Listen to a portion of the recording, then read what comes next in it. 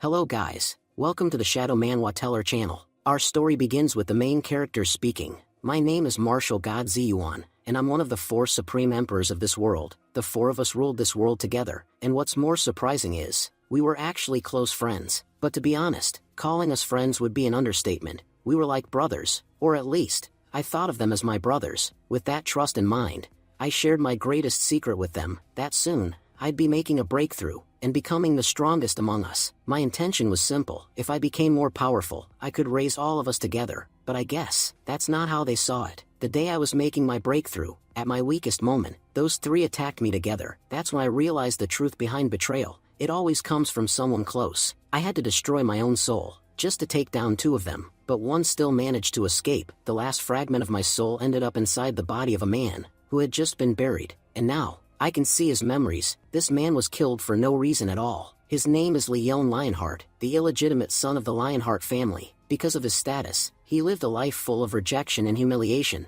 The girl he loved constantly turned him down, and in the end, he was murdered without any explanation. If I'm being honest, this kid's life has been quite meaningless so far. But now that I've taken over his body, his enemies are now my enemies. Our fates are one. My first goal, to wipe out everyone who wronged Leon, and this time, I'll never treat anyone as my equal again. I made the mistake of trusting people, of walking beside them, instead of above them. Even after becoming the strongest, I was betrayed. Not anymore. From now on, I'll rule over everyone. No one will even have the courage to look me in the eyes, let alone betray me. And I won't be doing this as Martial God Ziyuan.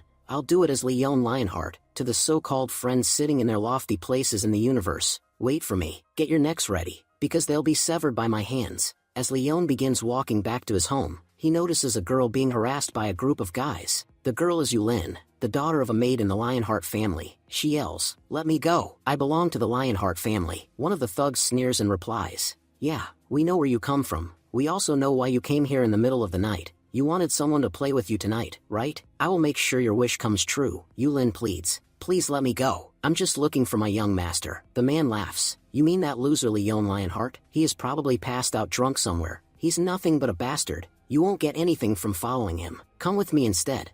I will give you a life worth living, and you already know what I want in return." Yulin stammers, "What are you trying to do?" Grinning, the man replies, "Just what you came out here for." In the middle of the night, suddenly, Leon steps in, saying, "Only cowards enjoy harassing a girl in the middle of the night. If you want a real challenge, why not pick on someone your own size?" One of the goons steps up and mocks him, "You think you're on my level? I could crush a bug like you in 2 minutes. Get lost." Yulin, relieved, exclaims, "Young master, you are finally here." Another thug, with blonde hair, sneers, "So this is that bastard Leon Lionheart. I heard he is weak as hell. Brothers, break his arms and legs and toss him aside. His family won't dare challenge our Jing family anyway." The group steps forward eagerly. "We would love to do that. It's always fun crushing ants who don't know their place." Leon immediately kicks one of them to the ground, and lifts another by the collar. "So these little chicks were planning to break my limbs? If that's the best you've got, send someone stronger, or get ready to be beaten into the dirt." Trembling, the blonde guy blurts out, "My cousin's name is Jing Wei. If I call him right now, he will destroy your entire family. I'll give you one chance to run before I make that call." Leon grabs another thug, and throws him at the blonde guy. "Why do you keep chanting Zheng's name? Can't handle it yourself? Then go back to your master, who throws you biscuits like you're a dog." He then turns to Yulin and asks softly, "Are you okay? I'm sorry you had to come out here in the middle of the night because of me." Yulin hugged Leon tightly and said, "Brother, I'm so glad to see you safe. You hadn't come home for 2 days. I was really worried." Looking at her, Leon thought to himself, "She has an immortal body. If I guide her cultivation properly, she could become incredibly powerful." He smiled and said aloud, "Yulin, don't worry about anything anymore. From now on, I will protect all of you. Come on, let's go home." But Yulin hesitated. "Brother, Patriarch is waiting for you at home. Aren't you going to meet him first?" Leon paused, thinking, "Patriarch? That means, my father. He is the only person in the entire Lionheart family who actually cares about me. But still, I don't think it's the right time to go there." He shook his head. "I will meet Dad later. For now, let's head home." As they walked away, a blonde-haired man watched them go, and muttered under his breath, "You made a big mistake today, Leon. You've messed with the wrong person. You'll see. I'll be the one to dig your grave." He made a call, speaking with urgency, "Brother Zheng, I was humiliated today, and not by just anyone. It was that so-called Leon Lionheart. He slapped me in the face, and said that even if you were in my place, he'd slap you too. He said you're nothing compared to him, not even worth the attention of a dog. He added bitterly, if people find out about this, they'll laugh at you. Jing was shocked. What kind of nonsense are you on? You're saying Leon Lionheart hit you? If he did, then where is he now? The blonde-haired man replied, he's heading home, to Tian Mansion. Jing ended the call, furious. I gave those idiots one job, just one, and they couldn't even get that right. They even sent me a photo earlier showing Leon buried underground. How is that bastard still alive? He gritted his teeth. Fine, if he came back alive, I'll just bury him again. He made another call, shouting orders to his men.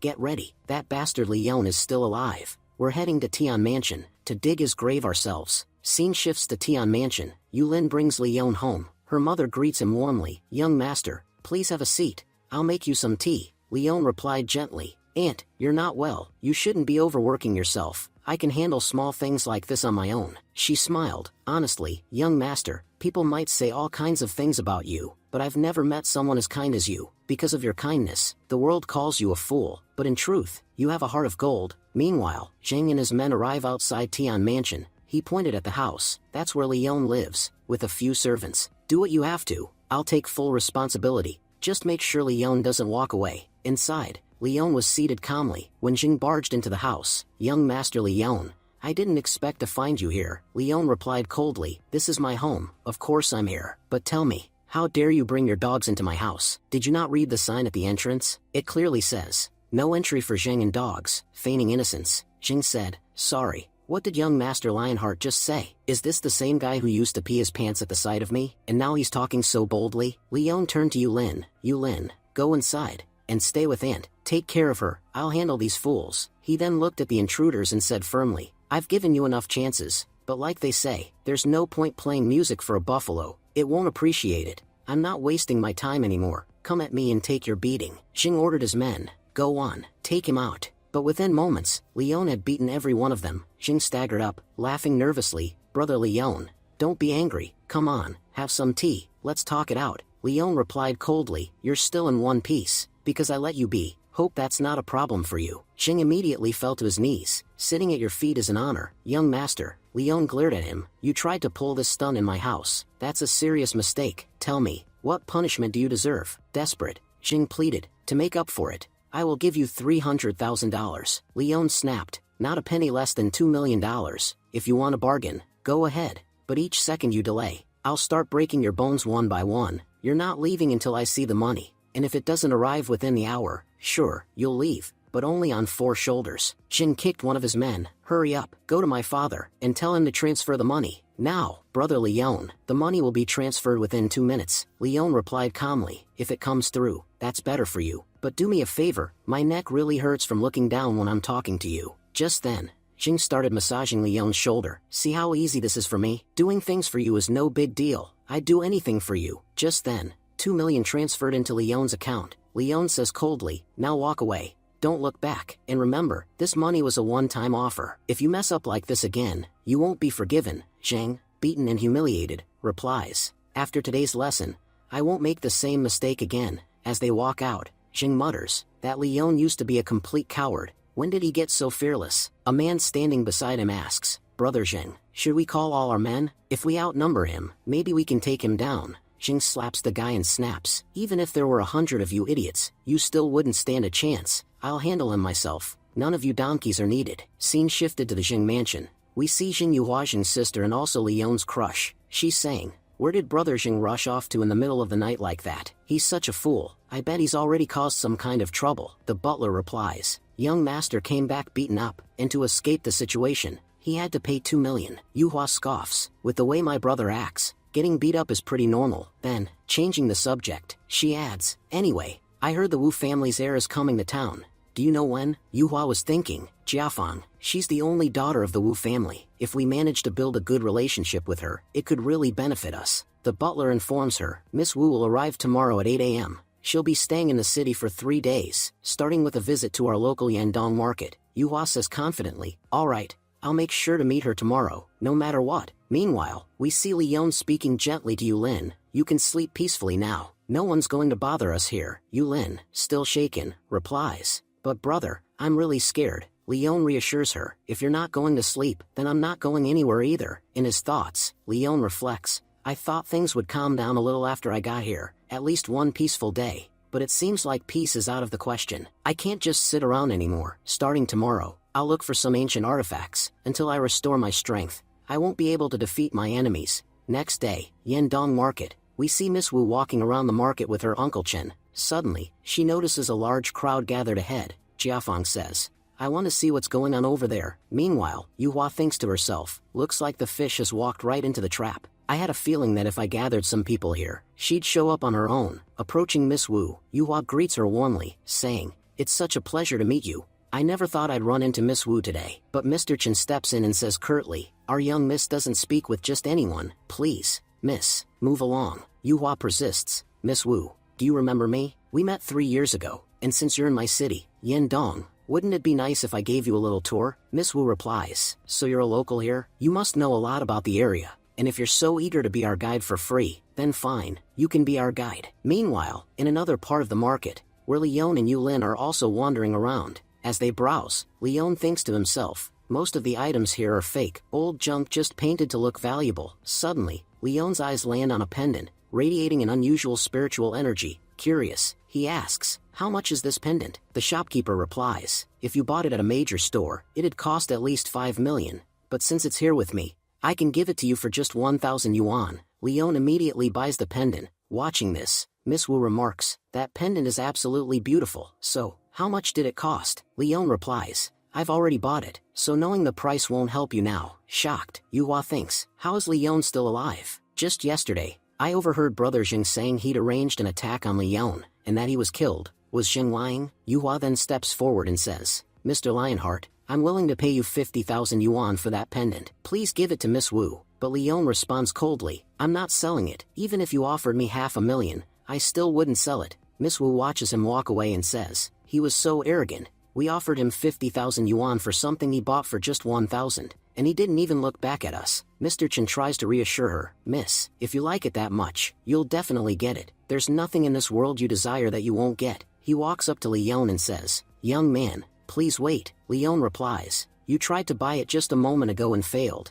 Now you're going to try stealing it. Let me be clear, I'm not selling it." Mr. Chen insists, "At least hear me out. After that, you might change your mind. I'm ready to offer you 500,000 yuan for that pendant." The people around them are stunned. He bought something for 1,000, and now someone's offering him 500,000? This guy just hit the jackpot. The shopkeeper sobs, "I've been robbed." Leon, still firm, says, "I already said no. Asking again won't change anything, so don't waste your breath." Mr. Chen's tone turns threatening, "If you won't sell it, then you're not leaving this place." Leon turns to Yulin and says, "Yulin, go home, I'll take care of these guys." Mr. Chen warns him, "Kid, I gave you a chance, now I'll have to take it by force. Today, you'll learn a hard lesson. Not every burrow you reach into has a harmless rat. Some hide snakes, and you just messed with a dragon." With that, Mr. Chen moved to attack Leon. The onlookers murmur, "This man must be a powerful martial artist. That young man's done for." Just then, Leon suddenly presses his finger against Uncle Chen's throat and says calmly, "It's true, we shouldn't poking around in every hole, but only someone capable of crushing both a rat and a dragon would dare to pull off something like that. Now look closely, you're standing just 1 inch away from death. If you had taken one more step, this finger wouldn't be resting near your throat, it would have pierced right through it." Terrified, Uncle Chen stammers, "Who are you? Please forgive me. I didn't recognize you because of your young appearance. Please, just let this junior's mistake go. Just this once." Miss Wu, observing the scene, smirks and says, "Wow, I've never seen Uncle Chen so scared. Even though he's a grandmaster, he looks like he's about to faint. Just who is this boy, and what kind of background does he have?" Yuhua answers, "His name is Leon Lionheart, the illegitimate son of the Lionheart family." Miss Wu replies, "Whoever he is, he's amazing. You don't come across people this interesting very often." Uncle Chen quickly changes his tone and says, "I don't want that pendant anymore. May I leave now?" Just then, Leon's phone rings. It's a call from Yulin. Her voice trembles as she speaks. "Young master, I was heading home when these people suddenly grabbed me and are trying to take me away. Please, come quickly. I'm really scared." Leon hears the sounds of slapping over the phone. His expression turns cold. "Whoever dared to lay a hand on her won't be leaving with those hands intact." Trying to ease the tension, Uncle Chen says, "I'm disciple of Master Zhuan from Jingyi sect. I'm sure you've heard of him. He's a renowned martial artist. May I ask who your master is?" Leon turns to him and coldly replies, "I don't have time to waste with you. If you try to stop me again, You won't even be able to speak next time. Shaken, Uncle Chen thinks to himself, his words, they carry so much weight, it's like death itself is staring me down. If it were anyone else standing here, they would have wet their pants from the pressure. Miss Wu adds, Uncle Chen, bring the car. We can't let someone this interesting just walk away. She walks up to Leon and says, we've already wasted enough time. Please get in the car. We'll drop you off wherever you need to go. As he gets in, Leon remarks, after the way I humiliated you in the market, you're still helping me? Miss Wu smiles. To be honest, my life is painfully boring. You're the first interesting person I've met in ages. That's why I'm helping you. Meanwhile, Yuhua is left behind, jealous. She mutters, today was my chance. My moment to shine in front of Miss Wu. Leon, you stole that from me. But it's okay. I know where they're going. I'll win Miss Wu over again. Back in the car, Miss Wu places her hand on Leon's arm and says, your body's pretty impressive. Leon glares at her and says, I don't appreciate these kinds of jokes, so please, keep your hands to yourself. Soon, they arrive at the Lionheart mansion. A bodyguard stops Leon and says arrogantly, our young master said that neither Leon nor dogs are allowed in this house. Without hesitation, Leon punches the guards and says, I'm done listening to your nonsense. Miss Wu, watching this unfold, says in awe, Uncle Chen, he's way stronger than you. Uncle Chen sighs, if I were stronger, do you think I would have begged him in the middle of the market like that? Inside the mansion, young Master Lei shouts at Yulin, Yulin, you seem to have forgotten your place in this house. I heard your actions caused trouble with the Jingwei. Because of you, Leon offended them. Are you trying to get our family destroyed? Yulin tries to defend herself. They were the ones who attacked our house. Young Master only defended himself. He didn't do anything wrong. Lei grabs her by the hair and snarls. Let me remind you, there's only one young master in this house, and it sure as hell isn't him. He's just a stain on this family. Apparently, slapping you wasn't enough to set your mind straight. Now I'm going to beat you so badly, you'll forget your own name, let alone that loser Leon. Suddenly, Leon steps in and growls, touch her one more time, and I swear, I'll beat you so bad. There really will be only one young master left in this family. Lei, unfazed, slaps Yulin and sneers.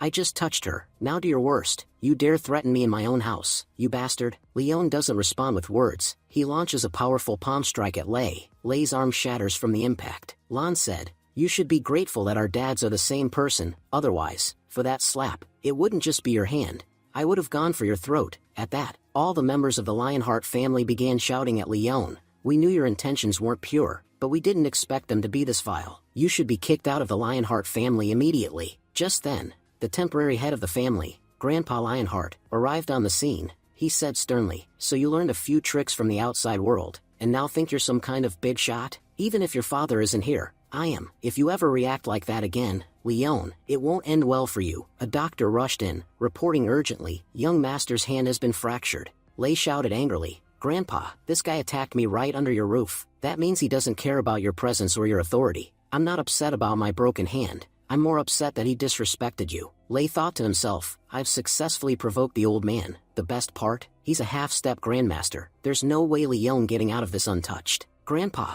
now furious, ordered, Leon, get on your knees immediately. Now you will get punishment as per the family rules. And even after making such a huge mistake, you still have the audacity to glare at me? Where's your fear? Leon replied calmly, I didn't flinch when death was staring me in the face. Will I be afraid of your words? As for kneeling, I won't kneel on my own, and you're not strong enough to make me kneel. Grandpa glared. Lei was right. You've become too arrogant. Looks like I'll have to remind you why I was once the former head of the Lionheart family. Suddenly, Uncle Chen stepped in and said, Grandpa, I advise you not to take another step. Those 4 steps might just be your last. Grandpa demanded, Who are you, and how dare you meddle in the Lionheart family's business? Chen replied calmly, My name is Chen, and I'm from Wu family of Yanbei City. Grandpa's mind raced. He's ranked 43rd on the dragon list. What's someone this powerful doing here? Then it clicked. He's the personal bodyguard of Miss Wu, which means the girl standing in front of Leon is Miss Wu herself. Miss Wu stepped forward and said, I understand that I don't belong to your family, but I still have something to say. The other family members immediately spoke up.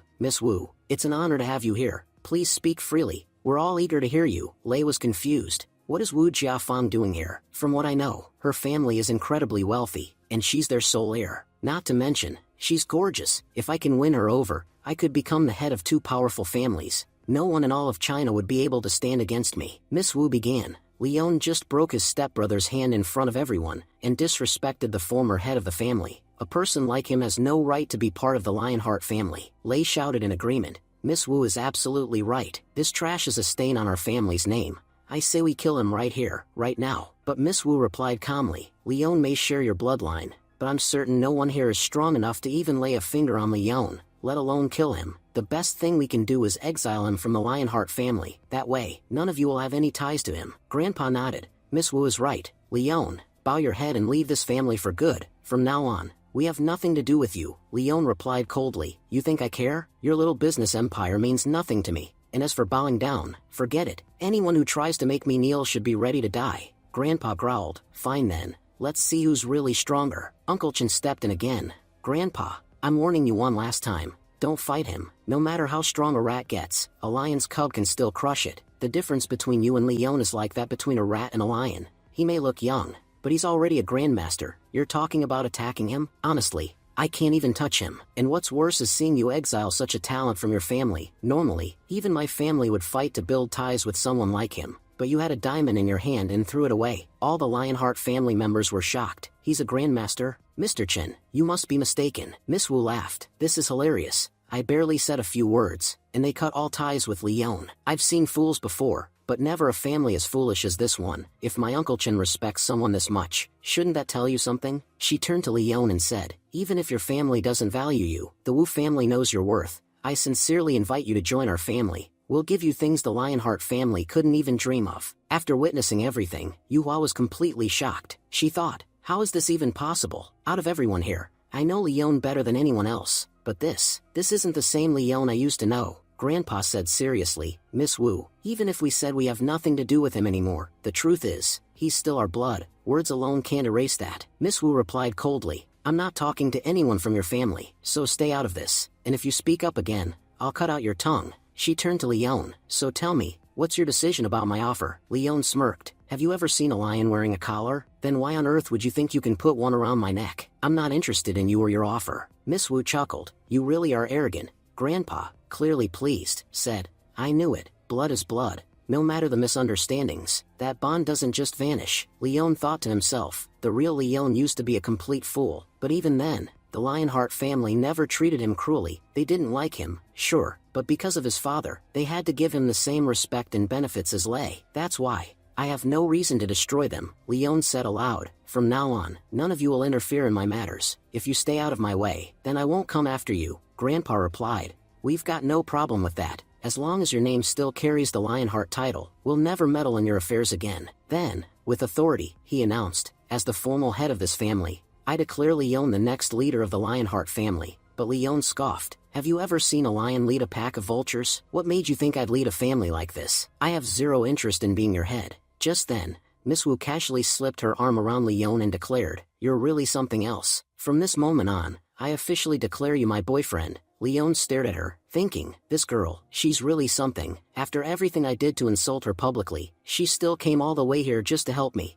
As they left, Miss Wu said playfully, Uncle Chen, today the Wu family gained its future son-in-law. Let's go wait for him at the entrance. Yuhua, watching everything, was stunned. This is the same guy who chased after me for years, the one I rejected over 100 times. And now, for some reason, it feels like I've lost something very important. Miss Wu glanced at her and smirked. If everyone here is a fool, then you're their queen. You didn't just reject Leon, you spat in the face of fate, and once fate walks away, it doesn't come back. Grandpa laughed joyfully. Even if our Leon sees us as vultures, he's still ours. I'm so proud that such a genius came from our family. Leon, do whatever you want, however you want, but please, don't ever change your last name. We may be too small to help you now, but if you ever need us, just say the word. The other family members chimed in. We had no idea Leon was so incredible. So what if he's not Aunt's real son? He still has our family's blood. And if he ever becomes our head, we won't object. As he walked away, Leon said, all right, I'm leaving, and from now on, no one is allowed to trouble Yulin or her mother ever again. Looking at Yuhua, Leon thought, what did I ever see in her? Honestly, she seems fake from every angle. Yuhua rushed after him, calling out, Leon, I need to talk to you. Leon chuckled. Funny, isn't it? I used to beg for your time, and you never had a second for me. And now, you want to talk, but I don't have a second for you. Yuhua stood frozen, crushed. This is the same guy who used to propose to me twice a day, and ask me out for movies at least 3 times. And now, he just walked away. No, it can't be. That's not the Leon I knew. Yulin, watching from the side, said, young master, didn't you used to really like Miss Yuhua? She finally wanted to talk to you, so why did you reject her? Leon replied, Yuhua's luck is terrible, her future is going to be a disaster. The farther she stays from me, the better it'll be for both of us. Yulin, remember this, anyone who can't stand up for themselves will never amount to anything in life. So, whenever you meet someone like that, stay away. Yulin asked, Master, what are you trying to say? Leon waved it off. Forget it, you wouldn't understand. Just then, Miss Wu walked over with a sly smile. Looks like you have a lot of free time now. Mind if I steal a few minutes? Yulin told Leon that it was great young master had met Miss Wu. Just then, Leon flicked his hand dismissively and said, You've really gotten attached to me. I can only see you as a friend, nothing more. Miss Wu smiled and replied that at least he acknowledged her as a friend, and that made him the first person in the world she genuinely liked. Leon then said that with the kind of family name she carried, there must be plenty of guys chasing after her. He asked what she possibly saw in someone like him that made her cling to him so much. Without answering, Miss Wu took Leon's phone and saved her number in it. She told him that if he ever needed her for anything, he should just call, just once, and she'd be there. Saying that, she walked away. At that moment, Yuhua approached and called out to Leon to stop. Leon turned to Yulin and asked her to wait for him outside, saying he'd be back after a quick talk. Watching them, Lei sneered and muttered, Not a single girl here is paying attention to me. And meanwhile, Leon has two big shots chasing after him. He wondered what on earth Leon had that he didn't. Furious, he decided to speak to Miss Wu himself and win her favor. Only then could he crush that bastard Leon and show him who the real winner was. Lei ran up to Miss Wu and called out, asking her to stop. She turned around and coldly asked what he wanted now. Lei said he had heard she would be staying in the city for a few days, and suggested that she stay at his home. He offered to show her around the entire city. Miss Wu declined firmly, saying she had no intention of staying at his house, or owing anyone any favors. Lei, trying to convince her, said he had overheard her conversation with that jerk Leon, and believed that Leon was far worse than him. He insisted she wouldn't find anyone more rotten in the entire city than Leon. That's why he was warning her not to stay with him. He admitted he wasn't anything special, but even then, he claimed to be better than Leon. Miss Wu, visibly annoyed, asked what made him think he was any better than Leon. Lei responded that all the flaws Leon had, he didn't, and most importantly, he wasn't a scumbag. He promised that if she chose him, he'd always be sincere. As she began walking away, Miss Wu retorted that she was looking for a partner, not a dog. If loyalty and sincerity were all she wanted, even a dog would be better than him. She pointed out that he was trying so hard to impress her, that he was openly insulting his own brother in front of her. She questioned how someone who couldn't even respect his own blood could ever respect a woman. Angrily, she ordered Uncle Chen to break Lei's other arm, and warned him not to show his face to her again. Terrified, Lei begged her not to do it. He promised never to bother them again. Uncle Chen, though reluctant, said he had no desire to do this, but since it was the young Mrs. order, he had no choice. Saying this, he broke Lei's arm. Other members of the family rushed out and asked what had happened. Meanwhile, Lei, clutching his arm in pain, thought bitterly that Leon had taken everything from him. He remembered how he had once considered killing Leon, but decided against it, since Leon wasn't interfering in his path. But now, after facing this humiliation because of Leon, he swore he wouldn't let him live. Miss Wu turned to Uncle Chen and said they should leave. She had no interest in dealing with the fools from the Lionheart family. Uncle Chen nodded in agreement, adding that he had seen many pathetic families before, but never one as disgraceful as this. He couldn't understand how a family could discriminate so deeply against its own children. He predicted that this family was destined for destruction, and when that happened, Leon alone would rise from its ashes, becoming the strongest of all. Miss Wu called her father and told him she wouldn't be coming home this year. She added confidently that the next time she did return, she'd be bringing along their future son-in-law. Meanwhile, on the other side, Yuhua confronted Leon and said that he wasn't like this before. Leon responded coldly that if she wanted to talk about the past, he had no time to waste listening to such nonsense. Yuhua insisted, asking what he meant. She reminded him that he used to say he liked her, and though she ignored him countless times, now that she was finally giving him attention, he was acting cold. Leon calmly replied that the Leon she remembered, and the Leon standing in front of her now were worlds apart. If she thought he would fall at her feet and beg like before, she was dreaming. He added that he had only come to her thinking it was something important, but clearly, she was just here to waste his time. As he turned to leave, Yuhua asked him to wait and proposed a deal. She requested a meeting with Miss Wu, and in return, she'd go to dinner with him. She even offered to watch a movie, go shopping, and spend the entire day with him. Yuhua thought to herself that she had made him wait long enough just to talk to her. She was certain no man could reject such an amazing offer, but Leon smirked and said he had never heard a worse offer in his life. Who do you think you are, some kind of goddess? Why would I enjoy eating with you? Then, He added that if she planned to keep talking nonsense, she shouldn't bother calling him again. Frustrated, Yuhua asked what he did want then. Leon answered bluntly, 10 million, that's what it'll take to set up your meeting. Yuhua, shocked, asked if he was seriously demanding that much. Leon responded coolly, I didn't hold a sword to your throat. I simply named my price. Pay it if you want, don't if you don't, but for 10 million, you're getting a chance to connect with Miss Wu. If anyone else had this opportunity, they wouldn't think twice. Yuhua asked Leon if he was sure he wanted 10 million instead of spending a day with her. Leon replied, what would I even do spending a day with you? Honestly, your nonsense is already giving me a headache. As she walked away, Yuhua said, the money will be transferred to your account within 30 minutes. Let me know once the meeting with Miss Wu is arranged. Still leaving, she added bitterly, you're going to regret this. Leon, today, I gave you a huge opportunity to be with me. Even if you want another chance in the future, I won't give it to you. Her mind flashed back to a recent conversation with her father. She had warned him that making Jing the director would be a mistake, as he was reckless and might drag the company into losses. Her father had coldly replied, if not him, then who? You'll get married someday, and once that happens, you won't remain in the company. That's why I never gave you anything important.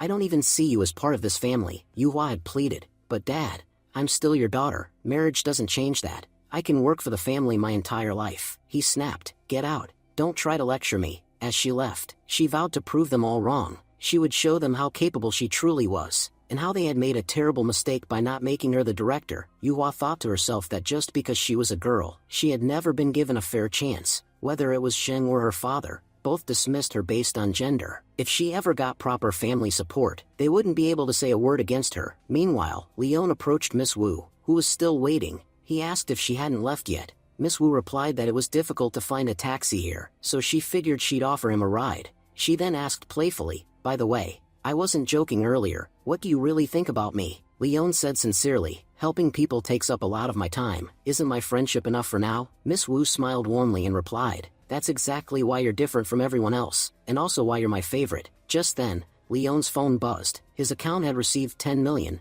Miss Wu glanced at the notification and said, so Yuhua asked you to set up a meeting with me? Leon looked surprised. How do you know about that? Miss Wu said she could tell the moment she saw Yuhua that she was desperate to earn a place in her family. Our family is very different. We don't differentiate between men and women. That's why the true family legacy is being passed down to me. But not every family thinks like ours. Yuhua believes she can become director solely through her capabilities. But that's never going to happen. That's why she's trying so hard to earn her family's support by any means necessary. Leon replied thoughtfully, in my opinion, as long as you're doing something just to prove yourself to others, you're not truly doing anything. The moment you decide to become better for your own sake, no one can stop you. If Yuhua is as capable as she claims, why does she even need the Jing family anymore? If she can transfer 10 million, she could use that to start her own company. But the truth is, she still wants a place in her family. That's why she's going to such desperate lengths. Miss Wu looked at him curiously and asked, how can you be so wise? Then, smiling, she added, let me be honest with you, why don't you become our family's son-in-law? We'll give you all our family's wealth, and trust me, once that happens, there won't be a single person in China who could stand against you. Pushing her away gently, Leon replied,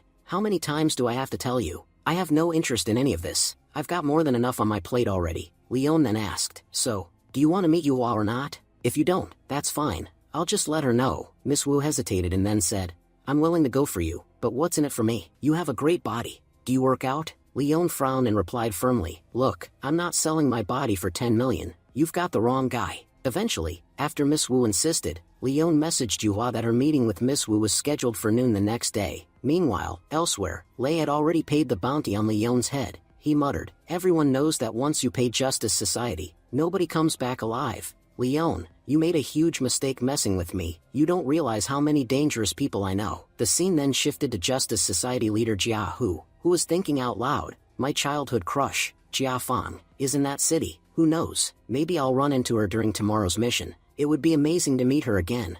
I should probably prepare. What if she's ready to become my girlfriend? Just then, his secretary came in and reported, we've got intel on Miss Wu. She's grown very close to the boy from the Lionheart family. Right now, they're out shopping. Irritated, Jia Hu snapped, who the hell had the guts to lay hands on someone I had my eye on? The secretary answered, that boy is none other than Leon Lionheart, and just a while ago, someone placed a $10 million bounty on his head. Jia Hu grinned, looks like death was already written in his destiny, and now we're being paid to carry it out. He asked, so who placed the hit? The secretary responded, Leon Lionheart's younger brother, Lei. As you know, there's always been tension in their family, probably over inheritance. Jiahu laughed. 90% of our contracts come from family feuds like this. These people just keep fighting among themselves, and we keep getting paid. But if I'm going to settle this fight, I'll have to face Miss Wu, and I can't do that empty-handed. Raise the fee. Back at the shopping mall, we see Miss Wu and Leon browsing stores. Leon thought to himself, all this, just for 10 million? I feel like taking that money was a huge mistake. Just then,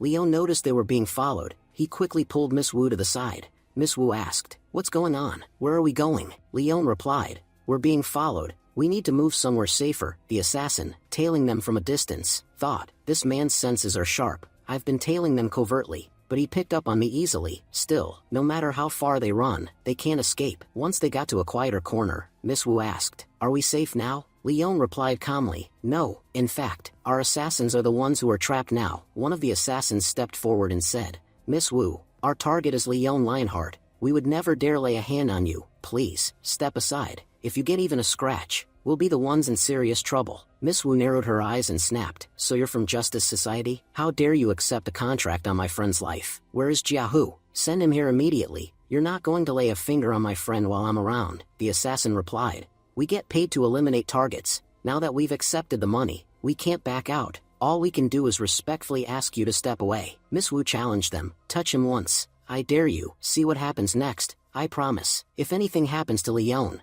your precious Jiahu won't live to see the morning. Just then, Jiahu arrived and said smugly, my childhood friend, why are you so angry? Why cause such a scene over a random guy? Miss Wu shot back, let me be clear, we are not friends. We met once, 5 years ago, at my grandfather's birthday party. That's it. I meet thousands of people in a single day. Do you think I consider all of them my friends? Leon said firmly, Miss Wu, there's no need to waste so much time. A person who can actually kill me hasn't been born yet. As they moved forward, Jiahu scoffed, you sure know how to talk big. No matter how much you brag, I know exactly how weak you really are. We don't attack blindly. We studied your file, and there's a massive difference between what's written and how you present yourself. Suddenly, Leon struck and slammed Jiahu to the ground. He said coldly, you've got a tiny brain, and it's filled with nothing but rage. The only thing you've got going for you is a bit of cultivation. Take that away. And what are you? Just a pathetic fool who can't do anything. Do you really think any woman would go for someone like you with such a garbage personality? That's exactly why Miss Wu doesn't even want to call you her friend.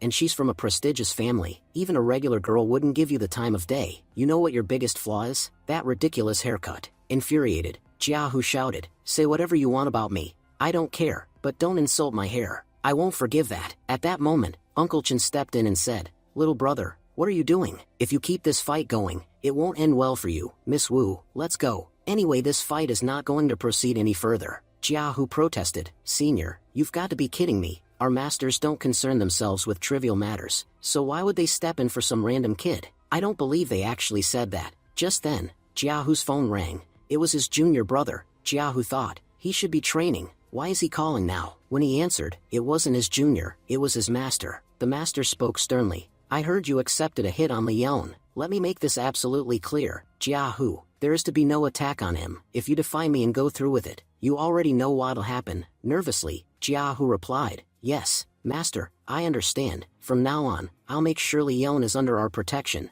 No harm will come to him. He turned to Leon and said sheepishly, Brother Leon, this was all a misunderstanding. I didn't know you were this important to the sect. If you ever need anything, just call me. I'll come to help. But Leon stared at him coldly. I don't need your apology. Just tell me, who placed the bounty on my head? Since you didn't go through with the attack, I'll let you live. But I need to know who wants me dead. Jiahu clenched his jaw. I'm only sparing you because of Master's orders. Don't think you're stronger than me. I don't know what your relationship with the Master is, or why he's protecting you, but I'll tell you this, loyalty to the sect is our #1 rule. We never betray our own. Suddenly, Leon grabbed Jiahu by the neck and said menacingly, if you don't tell me the name right now, you'll lose your life. Sure, people might admire your loyalty, but they'll be admiring a dead man. Terrified, Jiahu pleaded, please don't kill me. It was your own brother, Lei Lionheart. He offered us a huge sum to take you out. Jiahu thought to himself, I never imagined someone like him could be this powerful. He even looks younger than me. Just how long has he been cultivating? As Leon turned to leave, he said coldly, this was your first mistake. That's the only reason I'm letting you go. But if you ever try this again, you won't walk away alive. Jiahu, trembling, thought to himself, what kind of lunatic would I have to be to go up against a guy like that again? The scene then shifted as Leon arrived at the Lionheart mansion. Upon seeing him, Grandpa greeted him respectfully. "Young master, what brings you here?" Leon replied sternly. "If you remember, I once warned you all not to interfere in my matters, but you people have gotten bold enough to put a bounty on my head." He stepped forward and added, "Now tell me, how do you plan to fix this?" Frustrated, Grandpa snapped, "Who had the guts to put a hit out on you?" Leon responded coldly, "Don't try to act innocent in front of me." Trying to sound calm, Grandpa said, "Don't worry, whoever's behind this won't get away with it. The person who dared to do this will be punished before you even leave this house." Meanwhile, on the other side, Lei sat sipping wine, smirking. "This red wine tastes better than usual today. Honestly, I spent 50 million to get Leon killed. When Dad and Grandpa find out I withdrew that much money, I'll definitely get chewed out. But once Leon's out of the picture, I'll be the sole heir to the family's billions." He laughed. "So, losing 50 million? That's nothing. That bastard made me lose a hand. Today, I'll see his neck broken." Just then, Lei's personal secretary rushed in. "Young Master Leon, he's here." He came back. Lei was shocked. "How's that even possible? The Justice Society always eliminates everyone whose name is on a hit list. How did Leon survive their attack?" Moments later, some bodyguards entered and said, "Young Master, Grandpa wants to see you." Lei snapped, "Tell him I'm not going." But the guards didn't ask twice. They forcibly dragged him away. Elsewhere, Lei's mother found out what had happened. Furious, she growled, "My husband's not even home, and that old man has turned this entire family upside down. Now he wants to punish my son. I'll show him just how dangerous I can be. I'm ready to burn everything down, but I'm not letting Leon or that old man get away with this." Back in Grandpa's office, Grandpa stared Lei down. "Tell me the truth. Did you put a hit on Leon? And if so, how much did you pay?" Lei mumbled. "At first, it was supposed to be 10 million, but they suddenly raised the price to 50 million. Grandpa exploded. "You've never earned a single damn cent in your life. Where the hell did you get that kind of money?" Lei confessed. "I knew the family account password. I withdrew the money secretly, without warning." Grandpa stepped forward and slapped him hard. "You idiot. Do you not realize our family finances are already in critical condition? Your father, the head of this house, went to Yenbei to solve our financial crisis, and here you are, wasting money behind his back. To this day, I regret the day you were born. What kind of garbage were we cursed with?" Lei, still fuming, retorted, "I wouldn't have done any of this if my family wasn't full of two-faced hypocrites. You all used to treat me like the heir. But ever since you found out that bastard Leon has Grandmaster-level power, I've become invisible, worthless. As long as Leon's alive, I'll never get a chance in this family. I'm treated worse than a dog. Taking him out is the only way I can reclaim my place." Grandpa let out a bitter laugh. "I thought I'd seen every kind of evil in my life, but the hatred in you, I never imagined someone this vile could be born into the Lionheart family. Honestly, it would bring me great satisfaction to eliminate garbage like you. Only then can our family truly be cleansed and grow stronger." Suddenly, Lei's mother stormed into the room. "Who dares lay a hand on my son?" Grandpa snapped. "If you want to know that, maybe ask what your son has done first." Lei's mother shouted, "I don't care what he's done. He's the heir to the family. No one touches him. If anyone wants to hurt Lei, they'll have to come through me first. Let's see how you explain yourself once the head of the family returns." She glared at Grandpa. "You had power 200 years ago. Now, you're completely worthless in this household." Grandpa released a wave of energy, his eyes narrowing. "You think I'm worthless? Let me show you just how wrong you are. I know you're only doing this to shield your son from punishment." Lei's mother suddenly pulled out a vial from her robe. "Whatever happens next, you'll be responsible." Grandpa stared at it. "Poison? You really brought poison into this house?" Watching silently, Leon thought, "Wow, Lei's mom really is a master actress. Everyone knows Grandpa won't kill Lei, but she knows he'll make him pay heavily, so she brought poison just to scare him. The joke is, that isn't even real poison, it's just soda water. Let's see how far she takes this performance." Lei's mother said coldly, "If you're going to kill my son, then I'll do it myself." Without hesitation, she forced the entire vial down Lei's throat. Grandpa immediately panicked and shouted to the guards, "Quick, call a doctor." But Leon calmly stepped in and said, "There's no need to call anyone. You see, some illnesses can't be cured by doctors. Lei just caught one of those. But don't worry, I'll handle it. I'll bring him back, fixed." Without waiting for a response, Leon grabbed Lei and jumped straight from the 4th floor. Meanwhile, we see Jiahu sitting with Uncle Chen. Jiahu says, "So, Leon knows what Lei did. What do you think he's going to do?" Uncle Chen replied, "He'll definitely punish him, but I don't think he'll kill him." Jiahu frowned, "But Lei literally tried to have him killed. And don't forget, Leon has Grandmaster-level powers. Even if he does kill Lei, no one in the family could do a thing to stop him." Uncle Chen smiled slightly. "I don't know about all that. What I do know is this: Leon has a good heart. He'd never kill his own family." Scene shifted back to Leon. Leon had taken Lei to a street vendor known as Lovely Momos. Leon asked, "Mr. Lovely, Do you still have that old chili sauce that went bad? Mr. Lovely blinked. Yeah, I've got some, but what do you need it for? That stuff smells so bad even the dogs and pigs won't touch it. I was about to throw it out, Leon replied. Don't throw it away. It might just save my brother's life. That idiot drank poison thinking it was cold drink. We need him to throw up. Lay, still drowsy, panicked inside.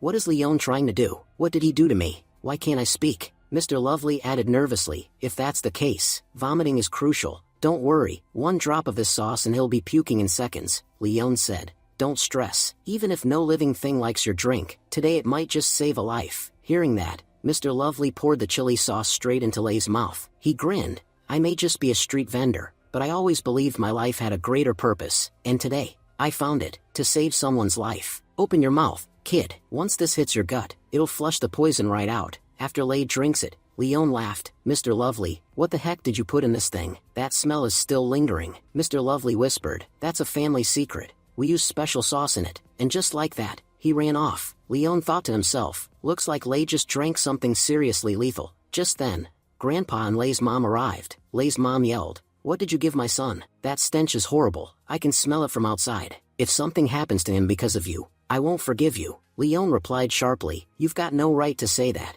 You're the one who gave him poison with your own hands. Then, Leon slapped her and said, don't yell at me. I saved your son's life. If I hadn't made him vomit, that poison would have killed him. Lay's mom snapped back. How dare you hit me? Wait until the family head returns. I'll make sure you regret this. Leon calmly responded, I'm waiting for him too. Let's see how he reacts when he finds out. You tried to poison your own son, and Grandpa saw everything. I saved Lay's life with a disgusting drink. Grandpa, you tell me. Did I do anything wrong? Grandpa sighed. Even though Leon has so many problems with our family, he didn't hesitate for a second to save his brother's life. He even jumped off the 4th floor to do it. And then there's you, a pathetic mother who poisoned her own son. Until the family head returns, you'll be locked in your room, and sent back to the hospital in disgrace. As she was dragged away, Grandpa turned and said, young Master Leon, I did well, right? Walking out, Leon smiled. You were brilliant. Keep doing things like this, and who knows, you might even live another 10 or 20 years. He thought to himself, I've handled things here. Now it's time I teach you Lin how to cultivate. The stronger I become, the stronger my enemies will be. And when that happens,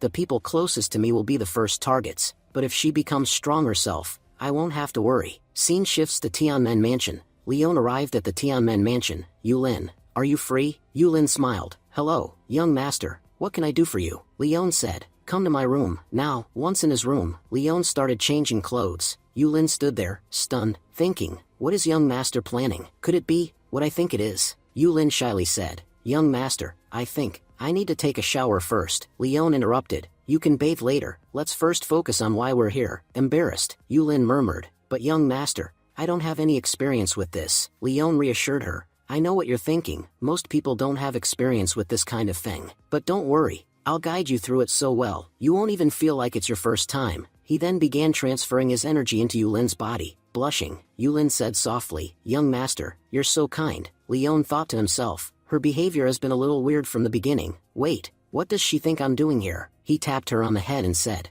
I'm opening your body's chakra points so you can start cultivating. Your senses need to be sharper than a regular person's. If you can't even perceive the energy around you, how will you ever absorb it? Stop fantasizing and focus. Channeling his energy back into her, Yulin focused and said, yes, young master. I can feel the surrounding energy now. Leon thought, it usually takes time to reach this stage, but since Yulin has an immortal body, she's able to sense energy quickly. As he got up to leave, Leon told her, continue cultivating here, lie down and stay focused for at least 2 hours. Afterward, Leon sat down with a bag of chips. He chuckled. Now I finally understand why Earth people love chips and wrestling so much. This is actually relaxing. Suddenly, a news flash appeared on the screen. A 1,000-year-old tree was struck down by lightning yesterday. Leon's eyes lit up. That's amazing. If a weapon is forged from that tree, it'll be incredible. Tree, wait for me. I'm coming to get you. As he continued thinking, a loud noise came from above. Leon looked up, annoyed. Yulin did tell me that the neighbors upstairs were doing renovations.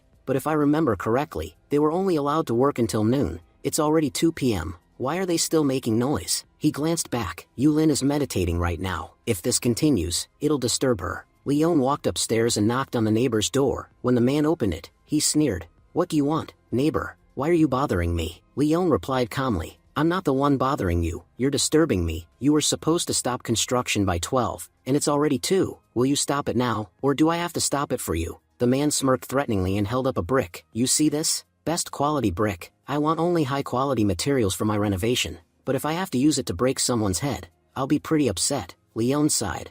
I don't have time to argue with trash like you. If you don't stop now, I'm calling the police. The man replied arrogantly. Go ahead. Once they leave, I'll just start again. Let's see what you can do about it. Leon raised an eyebrow. That brick in your hand, that's what you're calling high quality? The man laughed. If I hit your head with just one of these, it'll split wide open. In a single motion, Leon smashed the brick with his bare hand. He said coldly, this brick is garbage. This is what you were going to hit me with? Terrified, the man stammered. If you lay a finger on me, I'll call the cops. You can't just go around scaring people with your strength. Unbothered, Leon pulled out his phone and said, I'm calling the police. My neighbor just attacked me. I've sent over CCTV footage. Please handle this guy. The man standing behind muttered nervously, damn, this guy's not to be messed with. I picked the wrong neighbor today. Elsewhere, Jiahu and Uncle Chen had just finished lunch. Jiahu smiled. Since you're my senior, you should pay. Uncle Chen chuckled. You're the owner of a huge organization, and you're hesitating over such a small bill? Jiahu replied. Even though our corporation is big, we don't always have consistent work. Unlike others,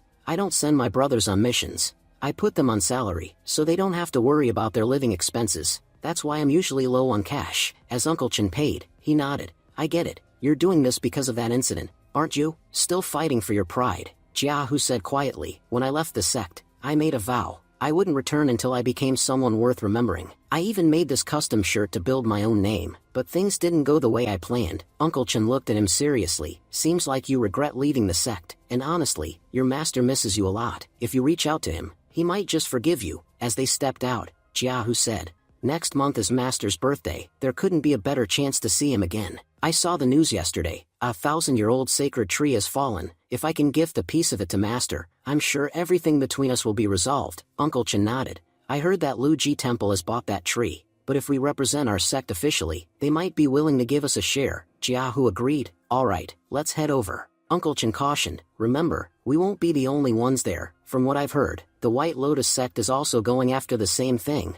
We'll have to be extremely careful. Jiahu smiled confidently. As long as we stick together, no one can stand in our way. Meanwhile, Leon arrived at the Luji Temple. He thought, only monks live here, so I won't use force unless absolutely necessary. Just then, he noticed Jiahu and Uncle Chen approaching from the distance. Jiahu looked around and said, looks like a lot of people came here for the tree. Leon asked, so you're here for the same reason? Uncle Chen replied, Leon, I don't think we should fight right now. This is Luji Temple's property. Everyone came here hoping to get a share, and besides, I'm not here today as Miss Wu's bodyguard. I'm representing my sect, so I won't back down from a fight, but I won't start one either. Leon smirked. Who said I'm scared? Whether it's before or after we take the tree, you can come at me anytime. Suddenly, a monk from the Luji Temple appeared. Leon and Jiahu asked about the tree. The monk replied, our master anticipated many visitors, so he's agreed to give away half the tree to outsiders. The other half remains temple property. Leon asked, did your master mention how the half for outsiders will be divided?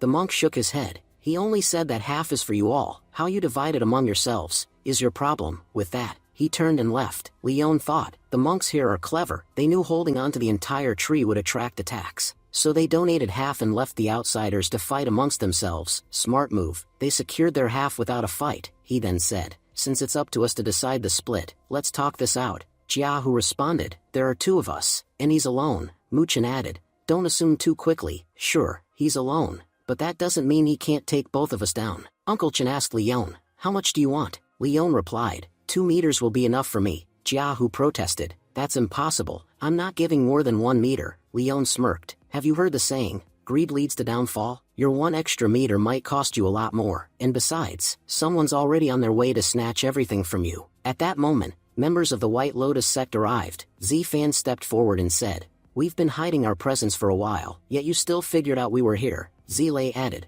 we'll spare your lives. Since Luji Temple has given away half the tree, that means the entire outsider's half is ours now. If you leave peacefully, you live. If not, you'll get nothing, and die trying. Leon shrugged. Honestly, I wasn't even alert. You hid your presence so poorly, even a 5-year-old could sense someone was hiding in the bushes. Jiahu added, there are 2 grandmasters and 10 half-grandmasters here. I've been wondering why Luji Temple gave us half the tree so easily. Now it makes sense. They wanted to avoid this fight. Cowards. Uncle Chin warned him. You're standing right in front of their temple. Don't call them cowards. They've already given up their share. Who gets the rest is up to us. But if you keep insulting them, they might attack us too. Jiahu called out. Why are you all just standing there? If you've got the guts, come and take it from us. But before you attack, remember, we're from the Jingyi sect, and those who mess with our sect suffer the consequences. Zilei mocked him. Do you think dropping your sect's name will scare us? We don't fear some third-grade sect. Leon commented. I'm only getting 1 meter of this enormous tree, so I won't interfere in your mess. Uncle Chin frowned.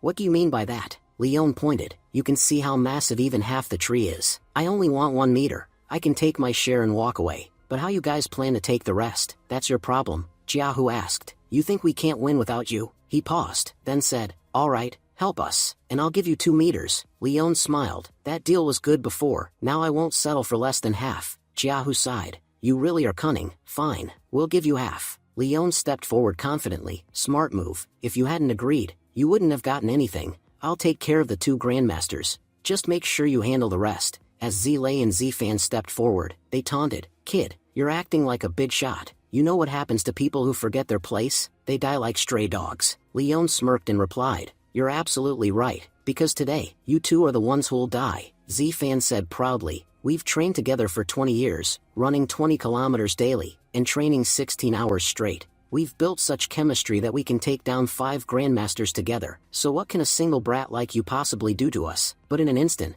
Leon knocked both of them out with a single move. Leon looked at their fallen bodies and said, all that 20-year training, all those 20 kilometers runs, they mean nothing when you're faced with absolute power. A wise man bows to that power and moves forward, but fools like you die with your arrogance. Turning around, Leon said, I've done my part, I'm leaving with my half. Jiahu called out, wait, aren't you going to help us? Leon replied flatly, that's not how you ask for help, and besides, I never help anyone for free. Uncle Chin stepped forward respectfully. Young Master Lionheart, please forgive my junior brother's rude behavior. I don't have much to offer, but I can give you 5 million. Leon paused, then nodded. All right, I appreciate your sincerity. And with a single attack, he wiped out all the enemies in one go. As he walked away, Leon said, don't forget the 5 million, and what you do with the rest of them is up to you. Jiahu, still shaken, muttered, senior brother, how can someone that young be so powerful? He's younger than me, but I think he might be even stronger than our master. Uncle Chin nodded. You're right, Leon wasn't exaggerating. He really does have absolute power, and the wise, they bow to it. Those who stand against it, get nothing but death. Just as they were talking, a sudden attack flew toward them. Jiahu barely dodged in time. Jiahu shouted, what do you think? I'll get caught by a petty attack. But the next strike curved mid-air and hit him from behind. Groaning in pain, Jiahu said, whoever launched that attack, they can control their weapon remotely. Suddenly, Lily, the saintess from the White Lotus sect, appeared. You've got decent reflexes, but your brain is full of dung. Muchin asked, did you come to fight over the tree too? Lily shook her head. No, I saw something far more interesting than the tree. That young man. Leon said, what's your deal? I was just passing by. Lily replied, no one your age is that powerful. I want to offer you a spot on our side. Resources, support, everything you want. I'll give it to you. Leon flatly responded, I'm not interested, and I don't feel like talking to you. My mom always said not to talk to strangers. Lily chuckled. You really are just a kid. No grown-up would reject such a great offer. Leon added, here's some advice. You should leave like the others. No need to take a beating. Lily asked, we have no enmity, so why stand against us? Leon replied, because I took their money, and I always finish what I'm paid for, so today, you're not laying a finger on them. Lily sighed. What a pity. Now I'll have to kill you. And just so you know, this saintess has never failed before. It's part of my record. Leon smiled. Records? I broke those in 4th grade. He then shattered all of Lily's weapons in a single burst. When the smoke cleared, Lily had vanished. Leon looked around and said, that girl who wouldn't shut up about her record, look how fast she ran away. Meanwhile, as Lily retreated, she said to herself, Leon Lionheart, I'll never forget that name. If I don't get my revenge, then my name isn't Holy Saintess Lily. Someone was secretly recording the entire battle. Scene shifts to Overtime Limited Company headquarters. Inside the company, employees were discussing Leon. A man with glasses spoke. Just moments ago, we witnessed Leon Lionheart defeat Lily from the White Lotus sect. And not just defeat, he completely overwhelmed her, and she had to flee. What's crazy is that Leon was never this powerful. In fact, if you look into his past, he's the illegitimate child of the Lionheart family, and we all know how those kids are treated. He was attacked a few days ago, and after that, it's like he completely changed. Chairman Lu Xing chimed in, our job isn't to interfere in others' personal lives. Our duty is to maintain balance in the world of cultivators. The general public must never learn about this side of the world. The man with glasses nodded. Don't worry, I'll make sure this footage never reaches the media. Lu Xing added, reach out to Leon Lionheart immediately. I can already tell, this guy is going to be a big shot. If we can get him to join our company, it'll be a huge win for us. Meanwhile, on the other side, we see Leon, who is deep in training, refining his techniques. He mutters to himself, I've forged some swords for myself using wood from the sacred tree. They might not be the most powerful, but at least they can function as special weapons. The shape-shifting ability is especially impressive, easy to carry and conceal. Leon suddenly pauses. I'm standing in the middle of the forest, and that car's been following me for a while now. Let's see who this guy is. Inside the car, the man with glasses, the one who works for the chairman, watches Leon. He mutters, Leon doesn't just possess martial arts skills, he's also capable of refining weapons. He's coming this way.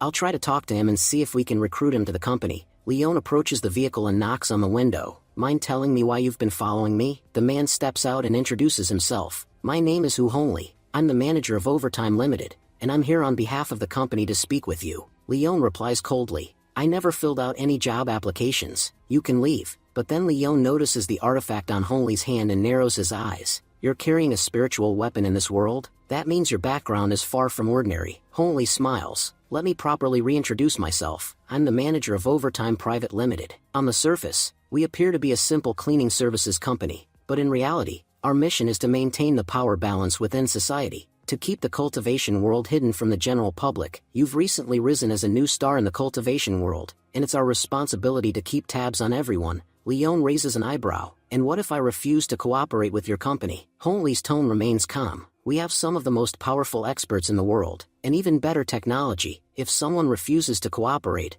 we sometimes have to take other measures. But that's rare. Usually, we just ask for acknowledgement. We simply want to determine whether a person is a threat to humanity or not. Please don't take this as a threat. I'm only asking in the interest of everyone's safety. Plus, joining us has its perks. You'll gain access to valuable information about others in the cultivation world. Leon smirks. You're doing a good job. I especially like your attitude. Fine, I'll cooperate with you. Hongli smiles and offers a handshake. Glad to hear it. It's a pleasure speaking with you. Leon shakes his hand and adds, but this place isn't ideal for a conversation. Let's go somewhere else. At a restaurant in Yandong, Miss Wu arrives to meet Yuhua. Yuhua lights up and says, Miss Wu, I'm so glad we finally get to meet again. Miss Wu sits down and replies, you paid a hefty amount just to meet me. I'd like to know, what exactly did you want to talk about? Yuhua smiles. Let's grab a bite to eat first. We can talk after that. Miss Wu frowns slightly. You've already spent quite a lot on me. My advice? Don't waste any more money. She leans in, serious. And let me make one thing clear. The Wu family will never support the Jing family. We have no interest in cooperating with you. Yuhua replies with a sigh. Strangely, even after being rejected, I feel lighter. Miss Wu says honestly, if I'm being real, you're wasting your effort. If your effort is unappreciated, why keep trying? Yuhua responds, I know some things are out of my control, but I still want to give it my all, to prove myself. Miss Wu stares at her. Then tell me this. Why didn't you ever choose Leon for yourself? If you had, things would have been much easier for you. And don't give me that it wasn't in my hands excuse. Yuhua scoffs. He was a fool. I knew he'd never fit into my future plans. So why should I have kept him around? Miss Wu shakes her head.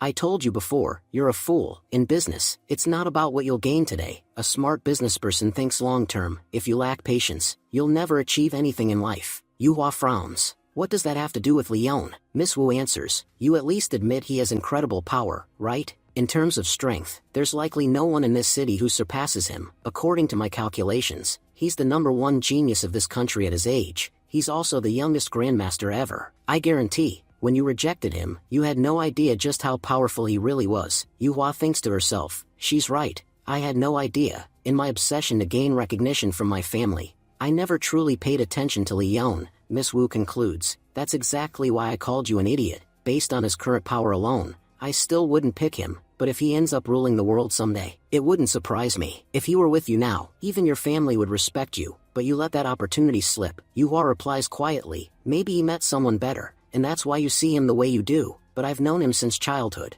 and I can say with certainty, he'll never live up to your expectations. Miss Wu replied, you're saying you've known him since childhood, yet you had no idea about the kind of power he possessed? Think about it. Despite having so much strength, Leon always presented himself as weak to the world. You need an incredible amount of patience to pull that off, Yuhua asked. So even if he did all that, what difference does it make to him? Miss Wu responded seriously. Let me tell you a reality check, something that might open your eyes. If you had even half the patience that Leon has, the Jing family would be bowing at your feet by now. It's not that you lack ability, you just don't have any patience. That's why you'll always end up begging for respect from the Jing family, and you'll never get it. Before I met you today, I was considering working with your family, but now that I've seen who you are, and what your family stands for, I wouldn't work with you even if you begged. Yuhua replied coldly. Thanks for your advice, Miss Wu. If getting status in my family requires going through Leon Lionheart, then fine. Honestly, winning him over would be the easiest thing in the world. He's been chasing after me since childhood, and I've always ignored him. If I put in even the slightest effort, he'd come running.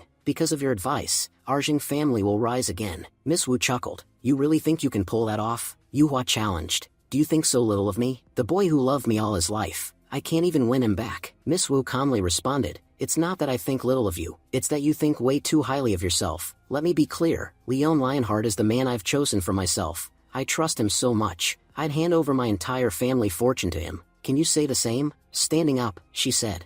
I don't want to talk to you anymore, I'm leaving. I hope you do find the respect you're chasing. Meanwhile, Leon and Hongli arrived at the company headquarters. Leon looked around and said, Your company seems really weak. Hongli replied with a smile. I told you, we operate under the guise of a cleaning service. That's why we've kept a low profile. Please, come in. The chairman is waiting. Inside, Chairman Lu greeted him. Mr. Leon, please make yourself at home. Leon casually propped his feet on the table and said, No need to worry. I already consider this company my property, and you, my employee. Chairman Lu laughed. You really are an interesting person. We invited you here because we want a genius like you to work with us. Leon replied, Your offer is impressive, but I don't work for anyone. I've learned one lesson in life. Never be under someone else. So, I won't be signing any contracts, Chairman Lu said.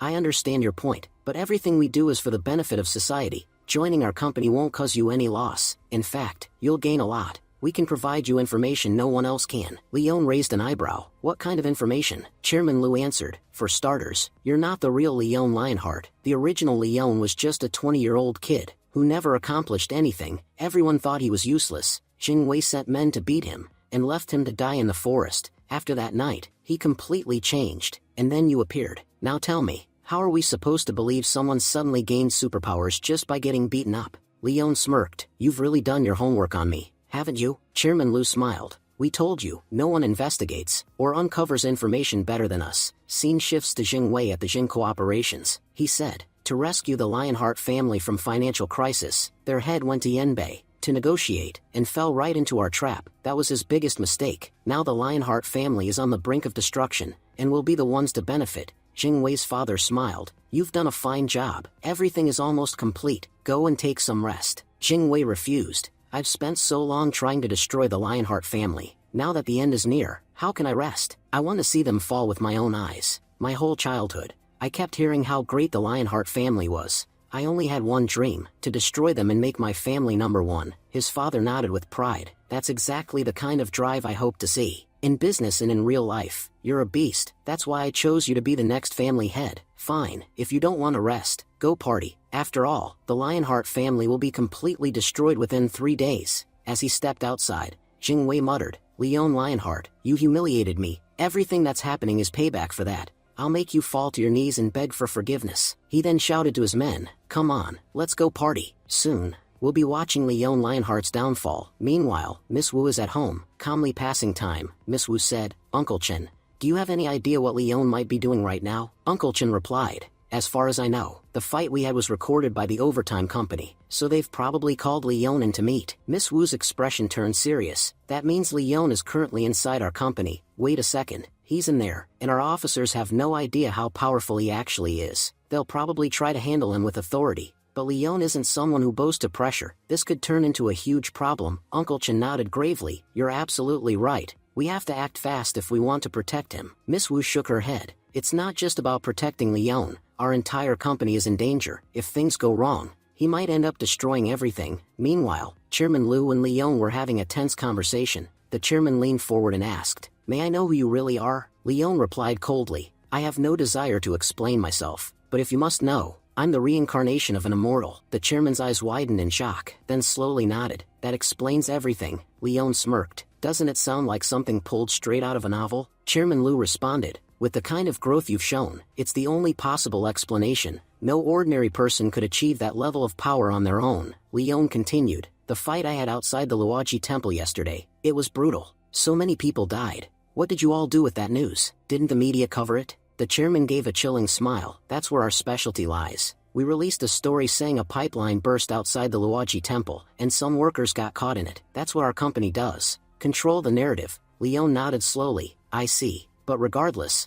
I won't work under anyone. Chairman Liu replied. Alright, then let me offer you something more interesting. We have a spiritual vein in our possession. If we manage to restore it, our capabilities will grow exponentially. And that's not all. We've received disturbing news about your family. Jingwei has trapped your father in Yanbei. There's a real chance they'll harm him, and within the next 3 days, your entire family could be wiped out. Leon clenched his fists in anger. My father, he's always been the only one who truly loved me. No matter what happens, I won't let anything happen to him. And as for the Jing family, they won't get away this time. Just as Leon was about to rush out and destroy them, Chairman Liu stopped him. You can't go. You're forgetting what we do here. Our job is to keep cultivators away from ordinary people. You can't just launch an assault on the Jing family. Leon snapped. Don't tell me what I can or can't do. I've been sitting here listening to your nonsense long enough. Anyone who wants to stop me can try, but I'll crush them along with the Jing family. At that moment, Miss Wu entered the room and stepped between them. Leon, calm down. Don't worry. No one's going to stop you. Leon glanced at her. What are you doing here? Miss Wu replied. We own 80% of this company's shares. That makes it our company. And I know you'll never work under anyone's authority, which is why you'd never join this organization the way they expect. So I'm offering you something better. I'm willing to give you 50% of the company's shares. As a co-owner, will you at least join us on your own terms? Leon thought for a moment, then said, fine, but I won't be bound by any rules. If I want to destroy someone, I'll do it. Miss Wu smiled. You're a co-owner now. That means you make the rules. Leon signed the company documents, sealing the deal. Miss Wu continued. Don't worry, we've already rescued your father from Yanbei. And as for your family's financial crisis, my family will take care of it. Now that you've joined us, it's time we show the Jing family their place. Leon chuckled. I have to admit, you're a crazy woman. Who gives half their company to a stranger? Miss Wu looked him in the eye. I chose you for a reason, and if I had to give up my entire family estate for you, I would. This isn't just about a company anymore. She turned and glared at Hongli, who had been silently watching. How long are you going to stand there staring? Can't you see this as a conversation between a couple? Hongli awkwardly replied. All right, director, I'll leave. Leon smirked. I didn't realize you had such status in the moral world. You've been hiding a lot. Miss Wu grinned. If we're talking about hiding things, you're the real expert. Leon asked. Where's Xingwei? I've got some unfinished business with him. Miss Wu replied. He's out partying with his friends. Please, do me one favor. Don't kill any of them. Leon said casually. Don't worry. I'll only beat them until they're barely breathing. Later, outside the Heaven Hotel, Leon arrived just as Xingwei and his friends walked out. Xingwei scoffed. Looks like young Master Leon has come to beg for mercy. He must have realized his family is about to be destroyed. Leon grabbed Xingwei by the collar. I'll ask you once, were you the one who ordered the attack on my father in Yanbei? Before Xingwei could answer, one of his friends stepped in. And what if he did? What's it to you? Leon turned toward him, his voice cold. Are you in a hurry to die? When two people are talking, much shouldn't bark in between. The entire group fell silent in fear. Leon repeated his question. Tell me now. Did you order the attack on my father? Xingwei sneered. Yes, I did.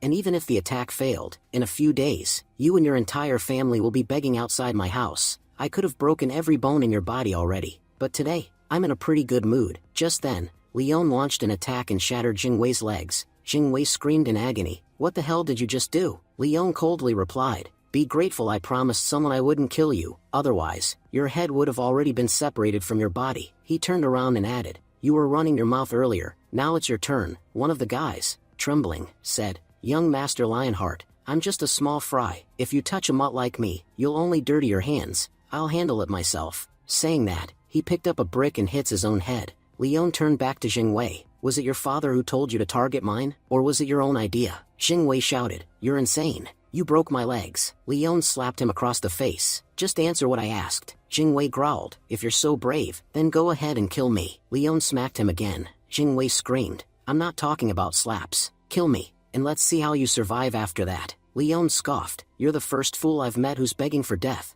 Just as he was about to strike again, Yuhua ran in. Seeing her brother's condition, she cried, "What have you done? Didn't you feel any mercy while beating him like this?" Leon laughed. "You're acting like I beat up some noble saint. I hit a man who, if he died, would lighten the burden on this planet. Here's my advice. Get lost." "I don't hit women," Yuhua shouted. "Even after knowing he's my brother, you hurt him this badly. If you don't apologize, I'll never see you again." Leon turned around. "I've seen plenty of people live in delusion, but you take the crown. Who do you think you are? Do you really believe your presence means anything to me? You're a girl even your own family doesn't like, always begging for respect wherever you go. Honestly, not seeing you would probably make my day better." Yuhua screamed. "You'll regret what you've done." Leon replied coldly, "We'll see." Elsewhere, Hongli spoke to Miss Wu. Leon didn't go too far. He kept his promise and only broke his legs. Later, Yuhua brought Jingwei to the hospital. She said, "The doctor said it'll take 3 months for you to recover. The less stress you take, the better." Jingwei shouted, "I can't stay here. I want to see Leon and his family suffer. I want them to beg at my feet." Yuhua asked, "What did you even do to make him attack you like that?"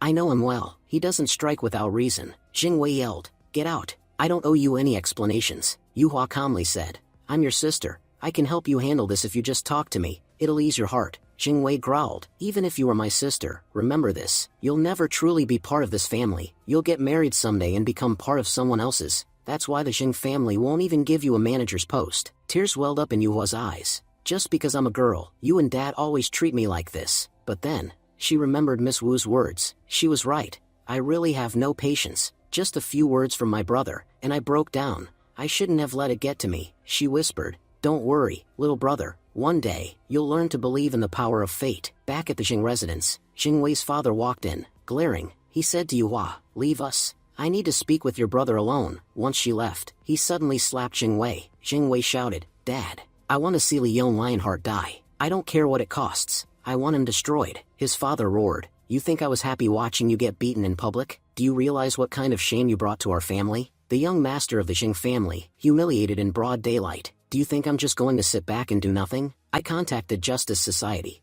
but they cut the call the moment they heard Leon's name. They outright refused the job." Jingwei screamed, "Everyone knows Justice Society only works for money. What kind of stingy idiot wouldn't pay them?" His father slapped him again. "Don't forget, I'm still the head of this family. Save your tantrums for your friends. You talk big about my money, but I know the truth. Justice Society clearly has some connection to Leon. That's why they backed off. But we still have plenty of other ways to take him down, and we'll use every one of them to destroy that bastard." The scene shifts to the Tianmen mansion rooftop, where Leon is seen teaching Yulin martial techniques. Yulin, panting, says, "This is really hard to learn." Leon replies, "Don't let your mind wander. Focus." After a while, Yulin groans, "This is exhausting. What's even the point of learning all this?" Suddenly, Leon slashes through the air and breaks a water tank. Leon says, "Normally, it would take 10 people to break this iron tank, but I destroyed it with just one slash mid-air. Doing this without using any martial power is nearly impossible." Yulin watches in awe. "That's amazing."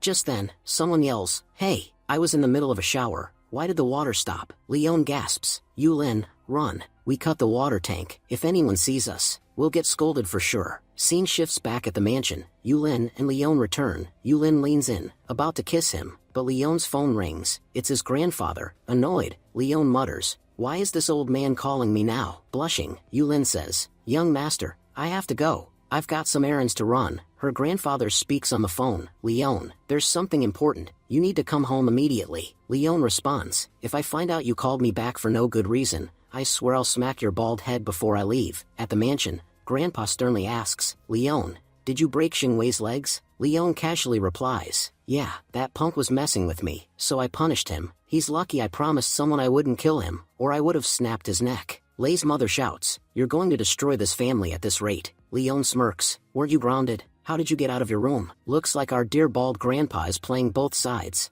Grandpa clenches his fists in anger but stays silent. Lei, stepping forward, says, "You offended the Jing family. They launched a financial attack against us. Our company's stock dropped 10 billion. Even if I've made mistakes, I've never caused this much damage to the family." Lei thoughts, "Until yesterday, everyone was on your side. Let's see how quickly I turn them against you." The family members start murmuring, "It's true, we suffered massive losses because of Leon." Leon counters, "You didn't lose anything because of me. You lost it because of your own stupidity. For the past 8 to 10 years, You've been draining this company from the inside. Everyone's addicted to their luxury, spending recklessly. With brains like yours running a company, it's no surprise it's crumbling, and now you're looking for someone to blame? Typical. Leon glares at them. You only show your true colors when the mask falls off. Well, now I see who you really are. Get ready, your shock is coming soon. Meanwhile, Miss Wu examines the stock performance of the Lionheart family. She mutters, the Jing family just made a big move. The Lionheart family's stock, which used to be worth 100 billion, has plummeted to 20 billion. If it continues to fall at this rate, they'll be completely bankrupt by noon. She quickly calls her assistant, start buying Lionheart family stocks immediately. I don't care what it takes. We need to deepen our ties with them. Uncle Chen hesitantly asks, Miss, aren't you using too much of our family's power? If the head finds out you're manipulating the market, he'll be furious. Miss Wu replies confidently, I'm not doing this for the Lionheart family. I'm doing it for Leon, and I know, whatever happens, we won't lose because of him. I'm heading over to witness this incredible drama myself. Back at the Lionheart mansion, Lei thinks to himself, if I attack Leon now, no one will blame me. He charges forward, only for Leon to smack him and kick him right on the rear. Lei cries, Grandpa, he hit me right in front of you, and you're not doing anything. Grandpa barks, shut your mouth. You'll get us all killed with your nonsense. Leon scoffs, I don't care about your petty politics. I'm leaving. Grandpa snaps, not until you apologize to the Jing family. You're not going anywhere without saying sorry. Leon coldly replies, and if I don't, what are you gonna do about it? Grandpa gestures toward the guards outside. You see those bodyguards? Don't make me use them. Leon narrows his eyes. You people are pushing your luck. I'm starting to think it's time to wipe you all out. Just then, Miss Wu walks in. Leon, why are you so angry? The show's just getting started, and you already want to end it? Grandpa quickly welcomes her. Miss Wu, we're honored to have you here. He thinks to himself, if her family helps us, we might have a chance to recover. He turns to Leon. Go ahead, Leon, offer her a seat. We should treat our guests with respect. Lei mutters, Grandpa, you know all this mess is because of Leon. If it were me, you'd have thrown me to the Jing family already. But since it's him, you're acting all soft. Leon, irritated, says, I've been trying to keep my cool, but you all pushed me past my limit. As long as you're alive, you'll keep causing trouble. So today, I'm ending it all. Miss Wu speaks calmly. Leon, don't forget, you're now the owner of Overtime Corporation. Your company has one primary responsibility, maintaining the balance of power between cultivators and ordinary people. If you use your strength to wipe out the entire Lionheart family, it would be completely wrong. She urges him, please, remember your identity. Let them go. Leon thinks to himself, so, Miss Wu came here just to protect these people. Either way, I shouldn't let my anger control me. After all, these people are part of Leon's family. Leon then asks, what's the current value of the Lionheart Corporation? Grandpa replies reluctantly, it used to be worth 100 billion, but now it's dropped to 20 billion. Leon says without hesitation, I'm offering 30 billion, transfer the ownership to me, right now. Lei bursts out laughing, where would a broke guy like you even get that kind of money? Miss Wu steps in and says confidently, I've already transferred the funds. And no, it's not a loan, it's a gift, from me to you. Leon nods. Alright, the money's here, let's sign the contract. After signing, Leon declares, the Lionheart Corporation now belongs to me, so, from here on out, none of you have the right to interfere with how I run my company. Lei scoffs, you bought a sinking ship. Sure, you own 51% and you're technically in charge, but what good is it if the whole company's doomed? Now that we've got 30 billion in our hands, our family can live comfortably for years. But what about you, Leon? It'll take you at least 10 lifetimes to repay Miss Wu. He then turns to her and says mockingly, no matter how smart you think you are, you made a huge mistake choosing Leon. Even a normal guy wouldn't have cost you this much. Miss Wu responds with a sly smile. We'll find out soon enough who's smart, and who's the fool. Grandpa tries to wrap things up. Miss Wu, our little family drama is over. Nothing else to see here. Miss Wu chuckles. The show hasn't even started yet, and once it does, all of you will be left in the dark. Suddenly, the secretary rushes in. Boss, great news. Our company stock has skyrocketed. In just 1 hour, our valuation shot back up from 20 billion to 100 billion. If this trend keeps up, we're headed for a $500 billion valuation. The Lionheart family will once again become the most powerful in the city. Shocked, Lei and Grandpa both exclaim, what? The valuation is rising? Miss Wu laughs. The same company that's now approaching 500 billion, just got sold for 30 billion. Only someone like Leon could pull off a deal like this. You fools thought you made a profit? Leon smirks. There's no point wasting time with idiots like you. We've got work to do. We're taking the Lionheart Corporation back to the top. Grandpa tries to stop him. Leon, wait. I need to talk to you. But Leon cuts him off. Any shares held by Lionheart family members? I'm revoking them. I'm giving you 3 days to clear out of my company. If you parasites stay, you'll ruin it all over again. From this day forward, don't even show your faces near Lionheart Corporation. Meanwhile, we see Yuhua rushing to her father. Dad, something terrible has happened. Jing Wei's father, irritated, responds, "You're my daughter. That alone is a disaster. What could possibly be worse than that?" Yuhua ignores the insult and explains, "Our company's shares are plummeting fast. We've already lost 50 billion. Stunned, Jing Wei's father shouts, "That's impossible. The only way our shares would drop is if the Lionheart family's shares started rising." Yuhua hesitates. "Actually, Dad,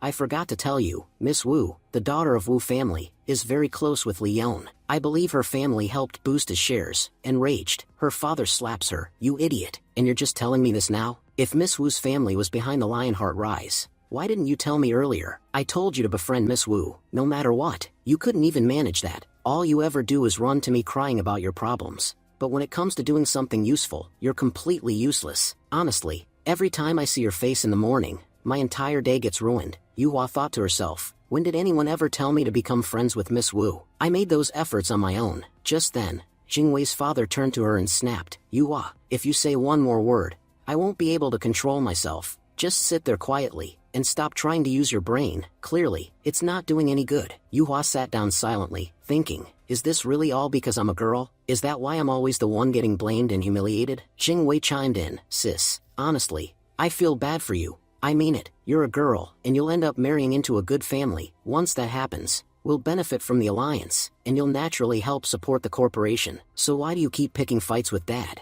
You know how irritated he gets with you." Yuhua stood up, her eyes filled with determination. "I won't give up until I prove my worth to Dad. I'll keep working for the Jing family until he finally sees my value." Jing Wei sighed, "There's no point in decorating your words. I'll just pray that life is a little less cruel to you." Outside, Yuhua calls Leon. "I need to talk to you, it's important." She later meets Leon in a quiet park. Leon smirks. "Didn't you just say yesterday that you never wanted to see me again? And now, look at you. You couldn't even go a single day without showing up." Yuhua glares at him. "You destroyed my family, and now you're making jokes about it." Leon replies calmly, "Look, I never wanted to destroy your family, but if someone tries to ruin me, I won't just sit back and take it." Yuhua asks, "Then why is Miss Wu helping you? Under what condition did she agree?" Leon answers, "You ever heard of something called friendship? Real friendship means being willing to give your life for someone. Helping me is the least she could do." And before your overactive imagination kicks in, "No, I didn't sell my body for help." Yuhua, frustrated, mutters, "Why can't I find a friend like that?" Leon sits back and says bluntly, "No offense, but you're a two-faced person. People like that don't have real friends." Yuhua, trying to keep her composure, says, "Leon, I came here to tell you, I'm ready to be your girlfriend." Leon raises an eyebrow. "And when exactly did I ask you to be?" Yuhua replies,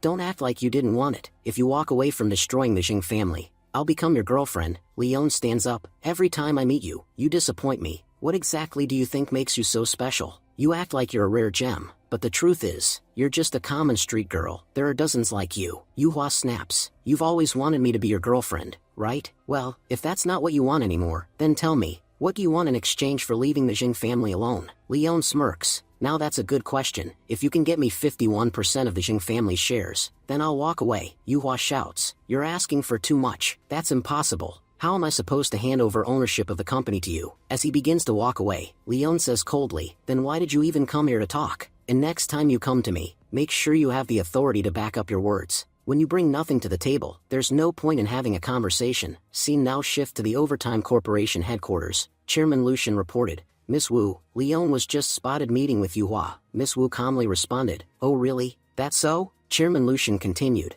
"As far as I know, you're quite fond of Leon. Doesn't it bother you that he was just seen with another girl?" Miss Wu replied, "That's not important right now. What I want to know is Uncle safe?" Lucian nodded, "Yes, he was attacked, but we managed to save him just in time. He's on his way back now." "But Miss Wu, if Leon did meet with Yuhua, then it's almost certain they talked about the Jin Corporation. If Leon sides with them, don't you think all your efforts will go to waste?" Miss Wu responded confidently, "You really think I haven't considered that possibility? I know exactly what he's doing right now." Lucian asked, "Then why haven't you said anything to him? After what happened recently, your father is furious. He believes our family is gaining nothing by getting involved with either the Lionheart or Jing families." Miss Wu smiled slightly, "Let him be angry. I'll handle him. As for Leon, I know he'll walk away with solid profits from the Jing family. He just made one mistake. He should have met with Jing Wei, not Yuhua. I'll deal with that once his father returns." Chairman Lucian chuckled, I knew it, you really do care about Leon. Suddenly, Hong Li entered the room, alarmed. Chairman, we have a situation. The Jing family has hired the White Lotus sect Saintus. From what we know, Leon and his family will be attacked soon. Chairman Lucian's expression darkened. If Leon is targeted, who's going to protect him? Deploy guards around his family right now. Meanwhile, Jing Wei's father sat in a restaurant, speaking with Brother Lu. Brother Lu, we've been friends for years. You already know the trouble my company's facing.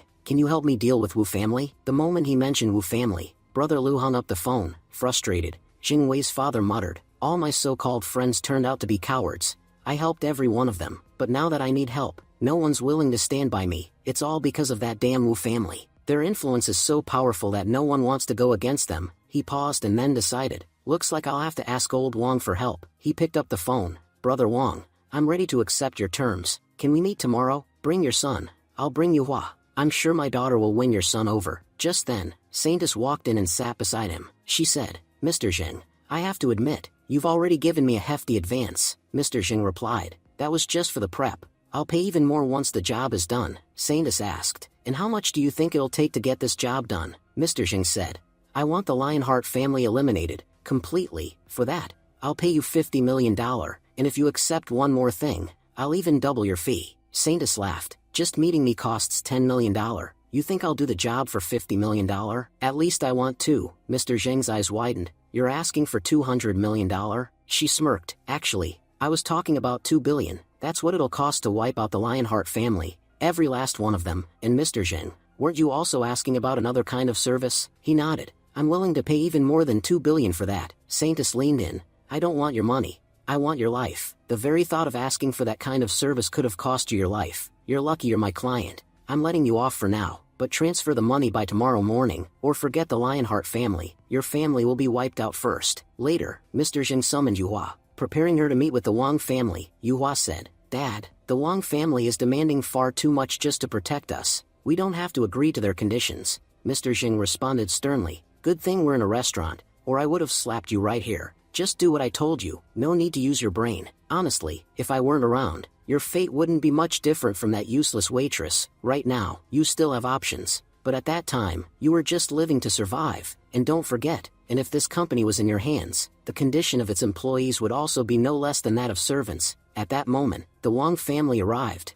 Mr. Zheng greeted them politely. Mr. Wang, it's a pleasure to meet you. Mr. Wang smiled. So this is Yuhua? She was just a child when I last saw her. Look how much she's grown. Wang Xiao, what are you waiting for? Go greet your uncle. Wang Xiao stepped forward and said, Uncle, it's an honor to meet you. And you too, Yuhua. Just then, the waitress serving them accidentally spilled water on Wang Xiao. Panicked, the waitress apologized. I'm so sorry, sir. Wang Xiao reassured her. It's all right. You may go. Mr. Jing chuckled. Wang Xiao, you're remarkably calm. If even a few drops had spilled on Jing Wei, he would have turned this entire restaurant upside down. But you let her off so easily. Wang Xiao replied, Uncle, even if that waitress worked her entire life, she wouldn't be able to afford these clothes. So why should I lash out? She's already ruined my outfit. If I ruin my mood too, she'll never be able to compensate for that. That's why I let people like her go. Mr. Jing nodded approvingly. Brother Wang, your son has a bright future. I've rarely seen someone so composed and sharp at such a young age. Mr. Wang added,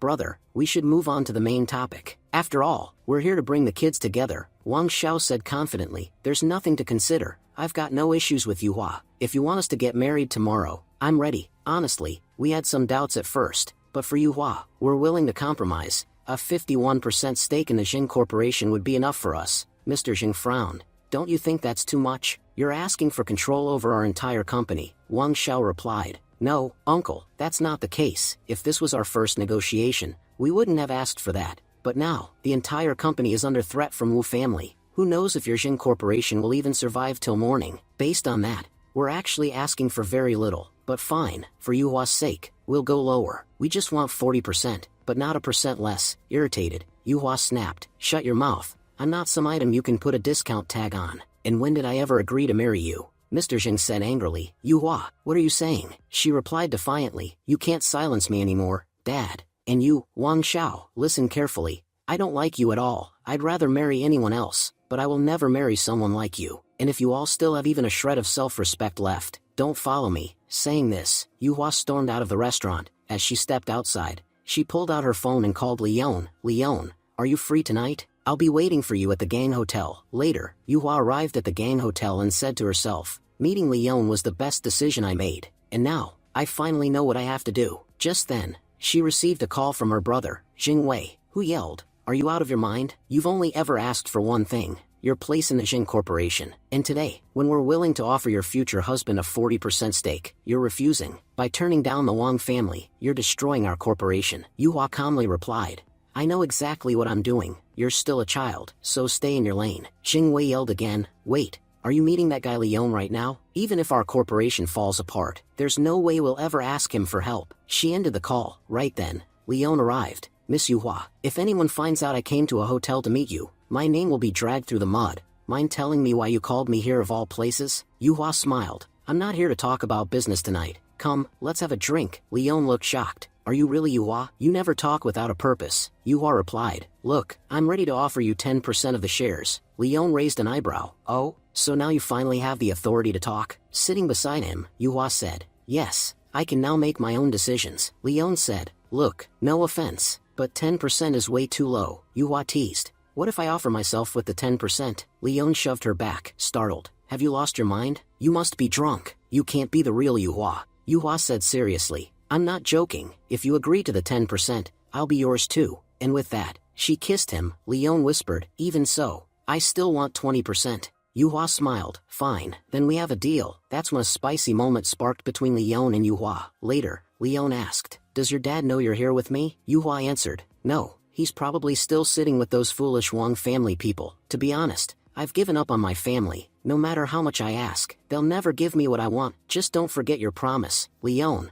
I've made a big bet on you." Just then, Leon made a call and said, "Jia Fang, everything's settled with the Jing family. I took 20% of their company and resolved the matter." As soon as the call ended, Yuhua threw her arms around Leon, and their spicy moment continued once again. Meanwhile, Yuhua's father was frantically trying to reach her. Mr. Jing turned to Mr. Wang and said, "I'm sorry, Brother Wang." Yuhua was in a bit of a mood, so she left. Wang Xiao smiled and replied, "It's all right, uncle, we're all family now. After all, we understand each other. Just know that the next time we sit at this table, we won't be settling for 40%. Mr. Zheng, clearly irritated, muttered, "The Wang family really are bastards. There's no point in expecting anything from them. Looks like I'll have to call in help from Saintus." He transferred 2 billion and said, "It's time to act." Saintus received the transfer and muttered, "The time has come to get to work." A man approached her and asked, "Lily, are you really planning to attack the Lionheart family?" Saintus replied, "Yeah, what's the problem? Everyone else in that family is weak, except for Leon Lionheart." The man warned her, "You know he alone is enough to wipe us all out, right? He's already taken out 2 of our elders. If you pick a fight with him, you're only setting yourself up for disaster." Saintus snapped, "Brother Big Dog, sometimes I don't understand how a coward like you ended up being chosen as acting head by our elders. Not only are you short in height, but your courage is microscopic too. We have plenty of powerful people on our side. You think Leon can take us all on alone? Besides, we need money to run our syndicate. That damned overtime corporation is breathing down our necks. They're working overtime just to destroy us. Without money, we can't even survive among our allies. So if you're not going to help attack Leon, then tell me, how the hell else are we supposed to earn?" Big Dog replied cautiously, "I don't know if we'll collapse from lack of funds, but if we go up against Leon Lionheart, we will be destroyed." Saintus scoffed, "You really are a coward. If I hadn't promised our elders to recognize you as acting head, I would have taken you out right here." The next day, Leon stepped out of the hotel, wincing, "My back is killing me." Just then, he got a message from Hongli. Reading it, he said, "The Lionheart family is in danger. I have to return to the company immediately." Hongli saw him and remarked with a smirk, "Looks like you had quite the night. Too bad you have to get back to work so early." Leon said, "I'm the owner of this company now, and you're still keeping tabs on me?" Hongli responded calmly, "It's our job to monitor every powerful figure, and you happen to be the most powerful man in our territory.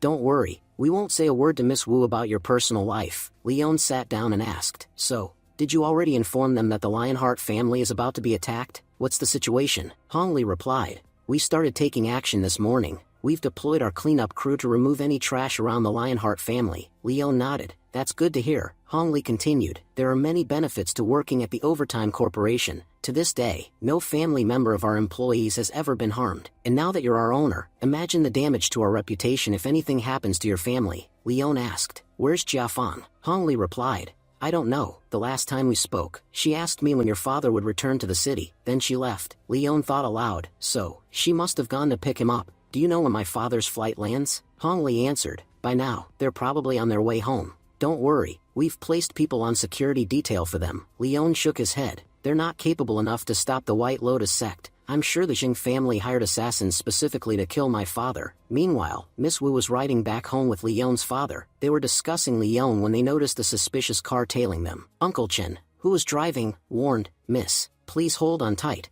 I'm about to speed up. He stepped on the accelerator and swerved, ramming into one of the cars. They really thought they could catch my car when they were still playing with toy cars. I was drifting through city streets, that's why we won. Just then, Saintus appeared and launched a flurry of needle attacks. To protect them, Uncle Chen jumped out of the car and said, Miss, take Mr. Leon's father home, I'll hold them off. Saintus laughed mockingly. Oh, so you think you can stop us? Last time, even with Jiahu's help, you couldn't do anything. What do you expect to do alone? Leon's father yelled. Who the hell are you people? Our Lionheart family has never offended any martial sect. Why are you attacking us? Saintus replied coldly, you're absolutely right. We have no personal grudge against you, but we've sunk so low for money. We actually took a contract to wipe out your entire family, and we're starting with you. Miss Wu urgently told Uncle that all the attackers were from the White Lotus sect, hired by the Jing family to assassinate him. Saintus calmly added that she personally hadn't even wanted to attack him, but she had been offered $2 billion for his life. She coldly stated that he might only have 10 years left to live anyway, so whether he died now or later didn't really matter, at least someone would get paid. Turning to Miss Wu, she said,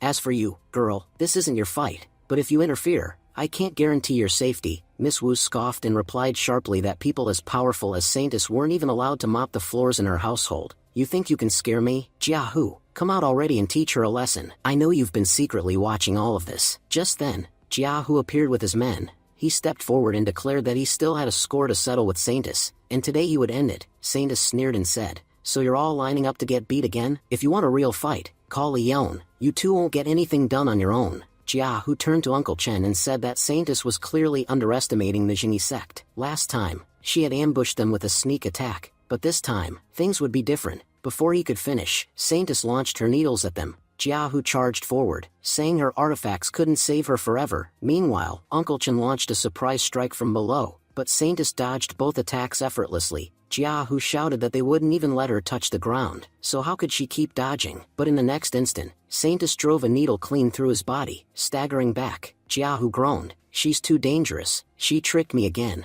Saintus then hurled a needle straight at Uncle Chen, and struck him as well. Uncle Chen gasped in pain, realizing that her real level was far higher than theirs. He finally understood why none of them could lay a finger on her. Jiahu shouted desperately, Jiafan, get out of here, now! She's way stronger than anyone from our sect. Saintus, however, laughed and said, I already gave you your chance to run. Now that you're still here, every last one of you is going to die. Just before she could land a blow on Miss Wu, Leon arrived and blocked the attack. Leon stepped forward with calm fury and said, this is Yadong City. Here, not even the wind moves without my permission. What made you think you could touch my family? Now you should start worrying about how you're going to survive. Saintus mocked him. If this were a dialogue competition, you'd win. But this is about power. Leon took a step forward. In both dialogue and power, you're no match for me. He declared that he would dig her grave here and now, and then go after the entire Jing family. Uncle Chen warned him to be careful. Her needles are extremely powerful. But Leon caught one of Saintus's needles and threw it back, saying, these needles, they're nothing but toys. And toys can't hurt anyone. Shock swept across Saintus's face as her own needle was flung past her body.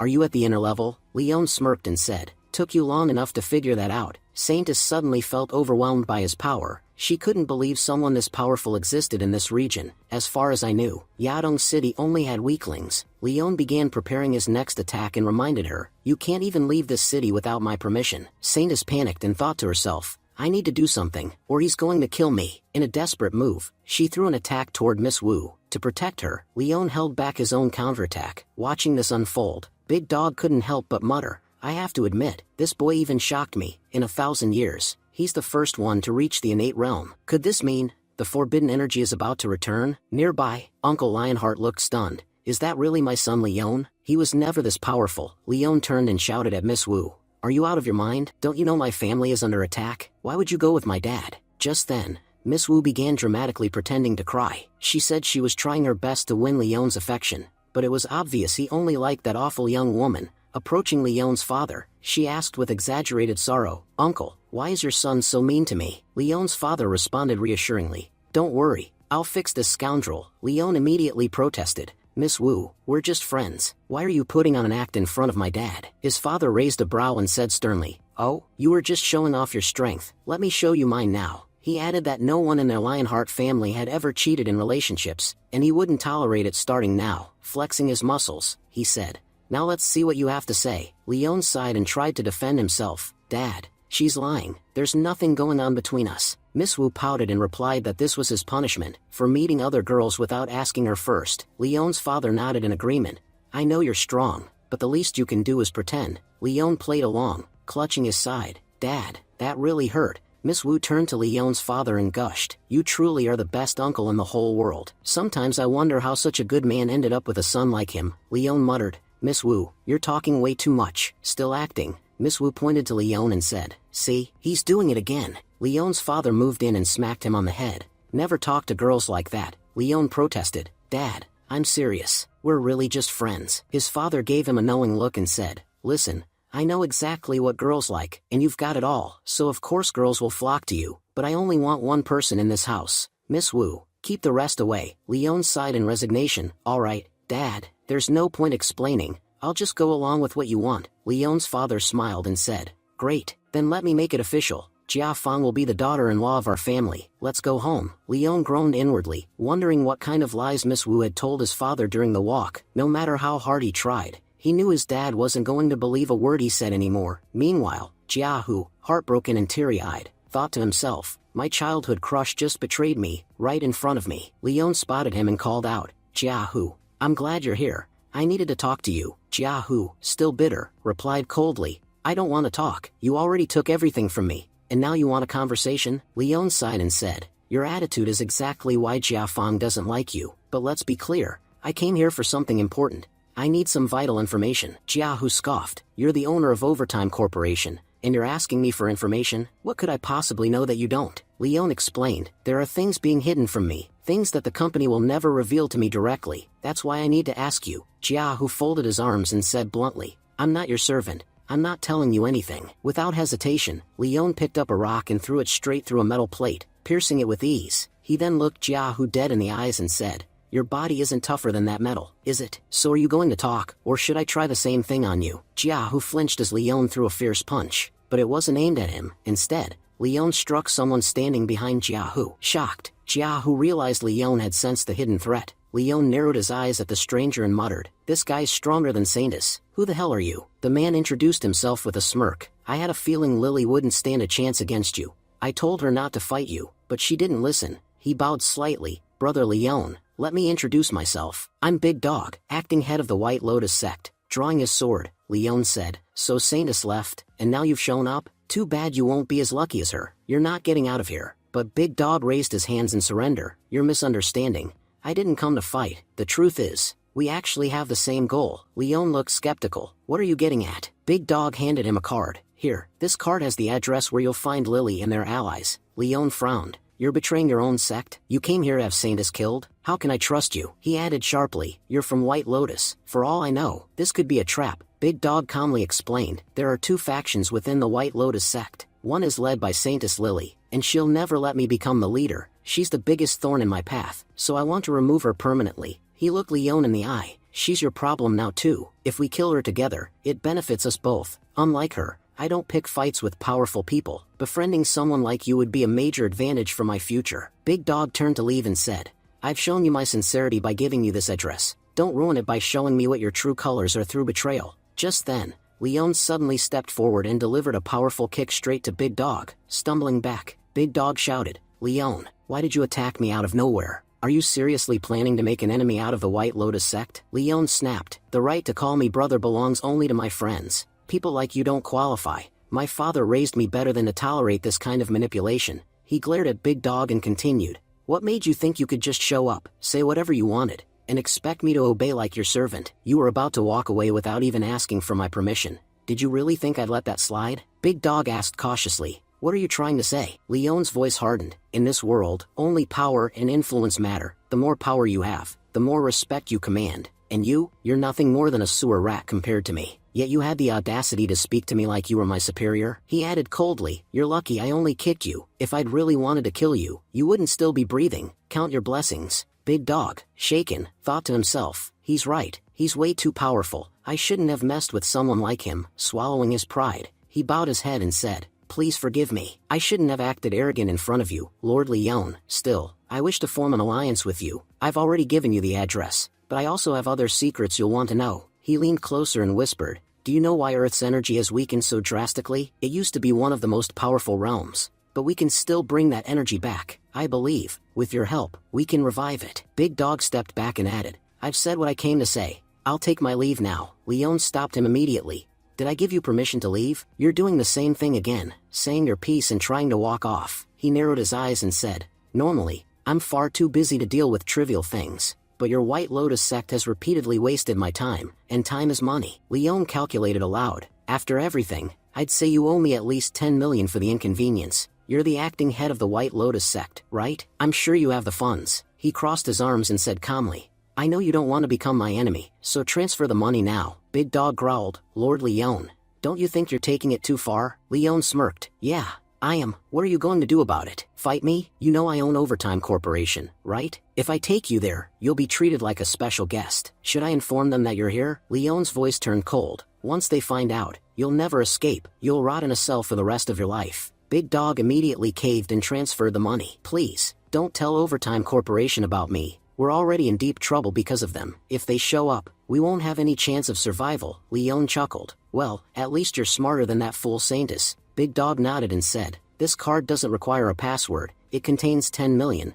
I hope that next time we meet, it's as friends. Jiahu, who had been quietly observing, turned to Leon and asked, Leon, if you're so powerful, why do you care so much about money? Most masters like you don't even think about it. Leon replied flatly, even if I tried to explain, you wouldn't understand, so I won't bother. As he turned away, Leon thought to himself, it's been a while since I visited Yulin. I wonder what she's up to. He made his way to Tianmen Mansion. There, he spotted Yulin, training alone. Watching her, Leon couldn't help but admire her. Impressive. In such a short time, she's already become a half-stage grandmaster. If she had more energy around her, she'd be even stronger by now. The deity world barely has such breakthroughs. At the same time, Yulin was deep in thought during her training. Young master is so powerful. If I want to stay by his side forever, I'll have to become just as strong. Otherwise, I'll only hold him back. Leon stepped closer and spoke. You're moving your sword too forcefully. Honestly, you shouldn't rely so much on your brain while using it. Let your hands guide the direction. Feel as if your sword and your body are one. Yulin sighed and said,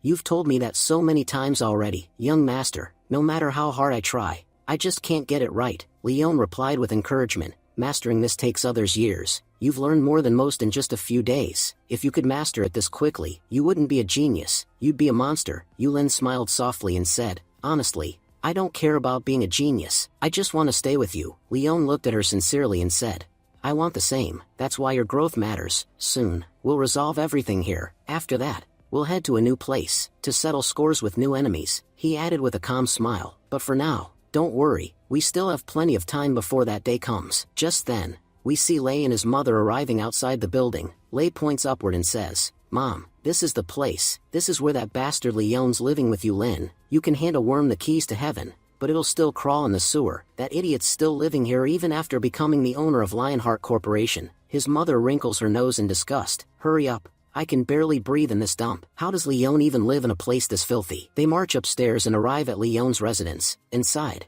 Leon turns to Yulin with a smile and says, I'm really impressed with your progress. Keep putting in effort like this, and you'll definitely master the technique one day. Yulin beams back at him. I'll do whatever it takes to make you proud, young master. Just then, Lei's mother bursts in with a sneer. Seriously? You two are shameless, talking about stuff like this out in the open. Have you no dignity left? Leon's smile fades. Shameless? You've got some nerve showing up here after everything. Just spit it out. What do you want? Lei's mom responds smugly. We're your guests. Aren't you even going to invite us in? Honestly, there's no one more disgraceful in our Lionheart family than you. Leon shrugs. Guests? Sorry, I don't see any guests here. Just a couple of pests who aren't welcome in my home. Yulin steps forward, whispering, maybe we should talk inside. Young master. Leon shakes his head. No, Yulin, they don't deserve that kind of respect. These shameless people, I bought out their company just a few days ago, and now that the stock prices are up, they've come begging for shares. Lei's mom scowls. Don't forget, the family head has returned. You better hand those shares back. It'll be in your best interest. Leon chuckles. Don't try to threaten me with my father. I know him better than you ever will. The shares are mine. I bought them fair and square from you people. You sold them for pennies. You've got no claim left. Lei cuts in angrily. You're part of the Lionheart family. Everything you own belongs to us. Now stop the nonsense and hand over half the shares. He sneers. What's the point of money when you're living in this crappy apartment with these lowlifes? Even if you inherited my father's good blood, you've still got that servant's dirty blood in you. You don't even deserve to stand in front of me. Still, I'm willing to talk, out of respect for our family. Before he could say another word, Yulin storms up and slaps Lei across the face. Lei stares at her, shocked. A maid? How dare you slap me? Yulin slaps him again and shouts. I work for the young master, not for trash like you. If you dare speak to him that way again, a slap will be the least of your problems. I'll break your face next. Lei bursts into tears. Mom, she hit me. Is that what I've come to? Even a maid dares slap me now? His mom, furious, grabs Leon by the collar. How dare you let someone slap my son? Looks like I'll have to teach you a lesson myself. Leon watches it all unfold with a grin. Yulin really nailed it today. If she had thrown in a few more slaps, it would have been perfect. It's great to see she's not scared like before. As her young master, it's my responsibility to support her courage. Suddenly, Leon grabs both Lei and his mother by their collars and smirks. You realize we're standing on the 16th floor, right? If someone were to fall from here, they wouldn't have any bones left intact. Lei's mom panics. Are you trying to kill us in broad daylight? Leon laughs. Kill you? Why would I? Your family. After all, I'm just showing you what it feels like to fall from the 16th floor. Without another word, Leon leaps off the 16th floor with them in his grip. As they plummet, he calls out calmly, relax, I've got you. At most, you'll break a few bones. Moments later, he tosses both of them into a car. As he slams the door shut, Leon says to the driver, once you're home, tell Dad to keep these two under control. If I lose my temper again, they'll never make it back home. I've already taught them a lesson. I doubt they'll dare come back here again. But just in case, make sure Dad gets the message. The driver nods. Yes, young master, I'll let him know. As he drives off, he thinks to himself,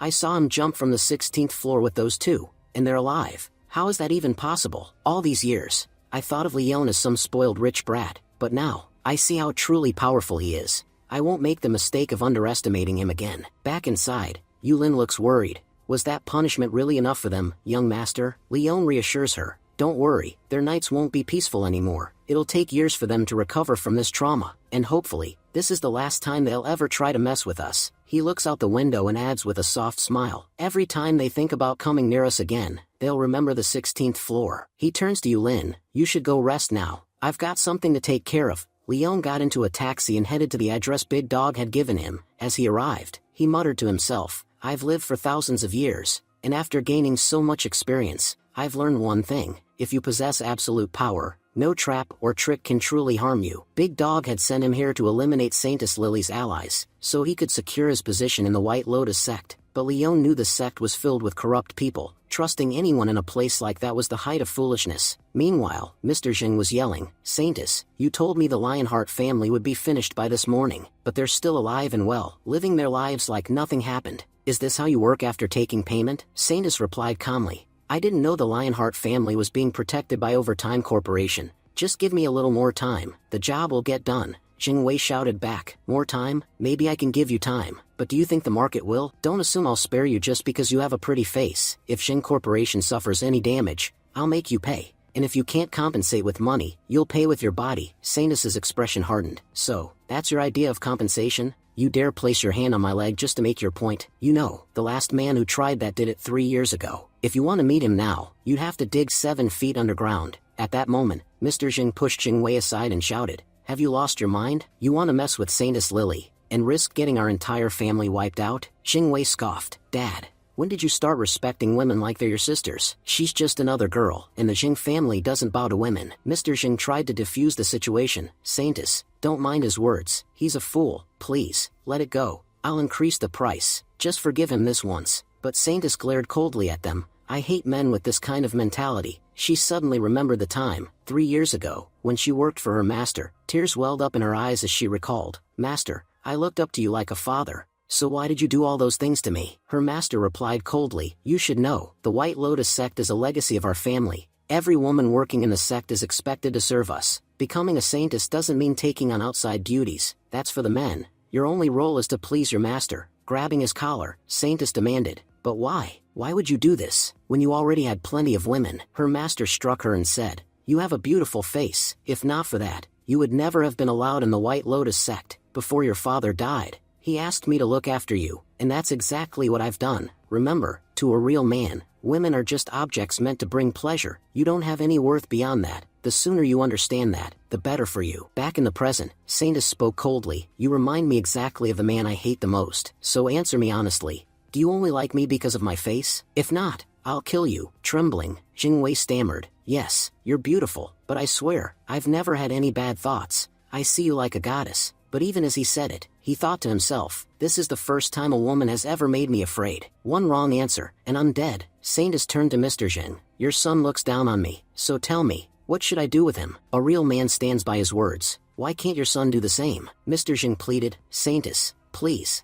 I'll give you 100 million. Just spare him." Saintis sneered. 100 million? That's way too little. Looks like both father and son severely underestimate me. Maybe your son was right. You really don't value women at all. Mr. Jin raised the offer. "Fine, I'll give you 1 billion. Just let him go." Saintis began walking away. "Good.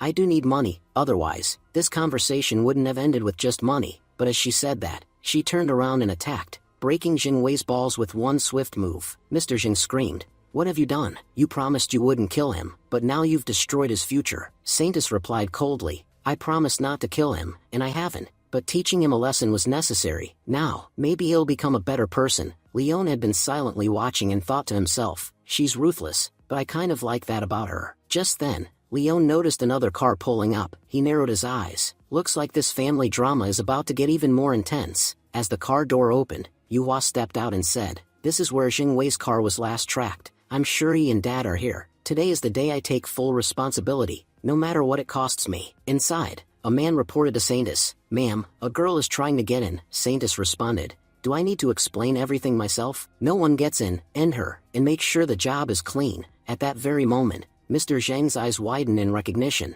The girl entering, "That's Yuhua." Mr. Zhang pleaded, "Saintis, please, don't do anything. She's my daughter." Saintis Lily responded coldly, "Mr. Zhang, didn't you say only you and your son were coming? Then how did your daughter suddenly make this wild card entrance? If anyone else shows up after this, I'll eliminate them without asking you first." Just then, Yuhua stepped in confidently and said, "I didn't come here with my father's permission. I came by my own will. I don't need anyone's approval to act." Saintis Lily smirked, "Mr. Zhang, I have to say, I really like your daughter. In my opinion, she's far more capable than your son." Mr. Zhang, clearly irritated, snapped, "Let me show you just how capable she is." He slapped Yuhua and scolded her, "Why did you come here? I told you to stay away. Dangerous matters like this aren't for girls to handle. You're being reckless." Yuhua stood her ground. "Dad, I know exactly what I'm doing, and I'm not backing down this time. Listen, Saintis Lily, I'm the eldest daughter of the Jing family, and the future head of our corporation. I don't know what deals were made between you and my father, but I'm telling you this. Protect the Jing corporation, and I'll give you 10% of our shares." Saintis Lily replied calmly, "My name is Lily, Saintis of the White Lotus sect." "Miss Yuhua, I have to admit, your offer is impressive, but think about it. Your whole family is standing here in front of me. I could simply wipe you out and take over everything myself. Why would I settle for just 10%? Mr. Jing stepped forward in a panic. "Please, Saintis, calm down. We're just a small family business. You won't gain much by attacking us. Whatever Yuhua promised you, we're willing to give. Just please don't harm us." Then, turning angrily to his daughter again, he slapped her. "You've cost us everything by showing up. Do you even realize how much damage you've caused? Our company's valuation was nearly $180 billion. 10% of that is 18 billion. I had negotiated for just 2 billion. If you can't even handle simple calculations, how do you expect to lead the company?" He pointed toward her injured brother. "Go, take him to the hospital immediately, and stay out of my sight before I do something I'll regret." Yuhua's voice trembled, but her words were strong. "You know, Dad, when I look back at my life, all I see is humiliation. I've always topped every exam, always did my best, just to make you proud. Jingwei barely passed, and I excelled, but you never once smiled because of me. In college, people used to say that even if I touched dirt, it would turn to gold, but you dragged me down so far, I lost faith in myself. Tell me, why can't you ever trust me? Is it because I'm a girl, or is it simply because you already have my replacement?" She lowered her gaze, then raised it with determination. "Fine, Dad. I'll do what you say, one last time." Suddenly, Jingwei shouted at her, throwing a kin in anger, "What's wrong with you? Do you have thorn on your feet or something? Everything happening here is your fault. You always claim you want to help the family, But when the real moment came, you fled from the Wang family. Look at me now. This is all because of you. I'm sure Dad did something wrong in his past to deserve a daughter like you. Yuhua's voice turned cold. I came here thinking I'd change my mind after seeing all of you, but you just proved I was right. Jingwei, I hope you become a better person in your next life. With that, she stabbed him. As he collapsed, Yuhua turned to her father and said, Dad, you've never trusted me because you had a replacement, him, but now that he's gone, who else will you rely on? Mr. Jing screamed. What have you done? He was your own brother. Saintess Lily began clapping slowly. This girl, she's just like me, or maybe even more ruthless. I killed the man who raised me because he tried to use me for something disgusting, but he wasn't my blood. This girl, she killed her own brother. She's officially my favorite now. Yuhua, now in tears, turned to her father. Dad, do you believe in me now? I'm more capable than Jingwei ever was. I promise I won't disappoint you. Saintess Lily approached her. Sister, would you like to join the White Lotus sect? For people like you, our doors are always open. Mr. Zheng, still weeping, said, to destroy the Lionheart family. I don't need your help anymore. I have nothing left to gain. I'm going home, with my son. Saintess Lily stopped him. You two can go home, but your daughter, she's not going anywhere. Leon, who had been watching silently, thought to himself, Yuhua staying here isn't good. She's full of hate, and this girl, Lily, she might turn her into something even more dangerous. Normally I wouldn't care about any of this, but Yuhua is mine, and I won't let anyone take what's mine. Just then, Leon stepped in. Lily, that's enough drama for one day. Mr. Zheng just lost his son. If you take his daughter too, he'll have no reason left to live. You can't be that cruel, not to a father. Saintess Lily turned toward Leon Lionheart and said, I'm not interfering in your family's matters, so why are you getting involved in my business with the Jing family? Leon replied calmly, because I have the power to interfere, and for your information, I own 20% of Jing Corporation. As a partner, it's my responsibility to care about my fellow partner's mental health. That's why I'm saying, you can't take Yuhua with you. Saintess narrowed her eyes and said, I thought you came here to fight us, to wipe out the entire White Lotus sect. Leon smirked and said, if killing was my intention, I would have done it back at the market, but unfortunately, I'm still the CEO of Overtime Company, and my company's principle is never to kill. As the owner, I can't break my own rules. That's the only reason you're all still alive. Otherwise, I would have ended things the first time we met. He then added sternly, but I'm not letting you off for free. From what I know, you took $3 billion from Mr. Zheng. That's a massive amount for just 10 to 15 people. Here's what you can do. Give me half, take your people, and leave. I promise you, from this day forward, no one from my company will create any trouble for you. I'll bring you into the company, clear your name permanently. I know you're all on the company's blacklist, and have been on the run for a year, so here's my offer. Take a fair deal and let's put an end to this. Saintess replied coldly, and what if I just kill you right here and now? Then I won't owe you a thing. Look around, this is my territory, these are my people, and the time is mine. You really think you can defeat me? Leon chuckled and said, you think this place is yours, you think these people belong to you, you believe you can defeat me, but those are all delusions. Do you know what I have? I have the truth, and the truth is, I can wipe all of you out at once. As he said this, Leon launched a powerful attack, cracking the ground beneath their feet. Leon added, that wasn't just the ground I shattered, it was your confidence. Now none of you will dare to step forward. If you have traitors in your group, they'll eventually bring you down. Better to fight alongside the right people, and live a meaningful life. Saintess clenched her fists and muttered, so that bastard Big Dog really betrayed us. I suspected this from the beginning. Leon nodded, yes, Big Dog came to me personally. He gave me your location and clearly intended to use me to destroy you all. Listen, Lily, you're smart. The sect you work for, your own leader wants you dead. You don't even know which mission will be your last. Why risk your life for them when you could join us? If you accept your past mistakes and work with the company, I promise you a far better life. Lily exhaled and said, fine, I accept your offer, but what will you do about the Jing family? That fatty Jing paid me to have your entire family killed. His son is already dead, but his daughter and he are still alive. You could finish them off and erase the Jing family name permanently. Leon replied firmly, killing Mr. Jing would be pointless now. He's about to live a life worse than death. And as for Yuhua, she's one of us now. I won't harm her either. Saintess raised her brow and said, how impressive. The Lionheart family is already under your control, and now I find out the Jing family's daughter is too. You're the majority shareholder of the company. I had a feeling your influence was dangerous. Honestly, if Mr. Jing had even half your capabilities, he wouldn't be in this mess, and I wouldn't have ended up opposing you. She looked at him seriously and added, I'm putting my faith in you, Leon Lionheart. Don't betray it. She turned to her people and ordered, I'm leaving, until I return.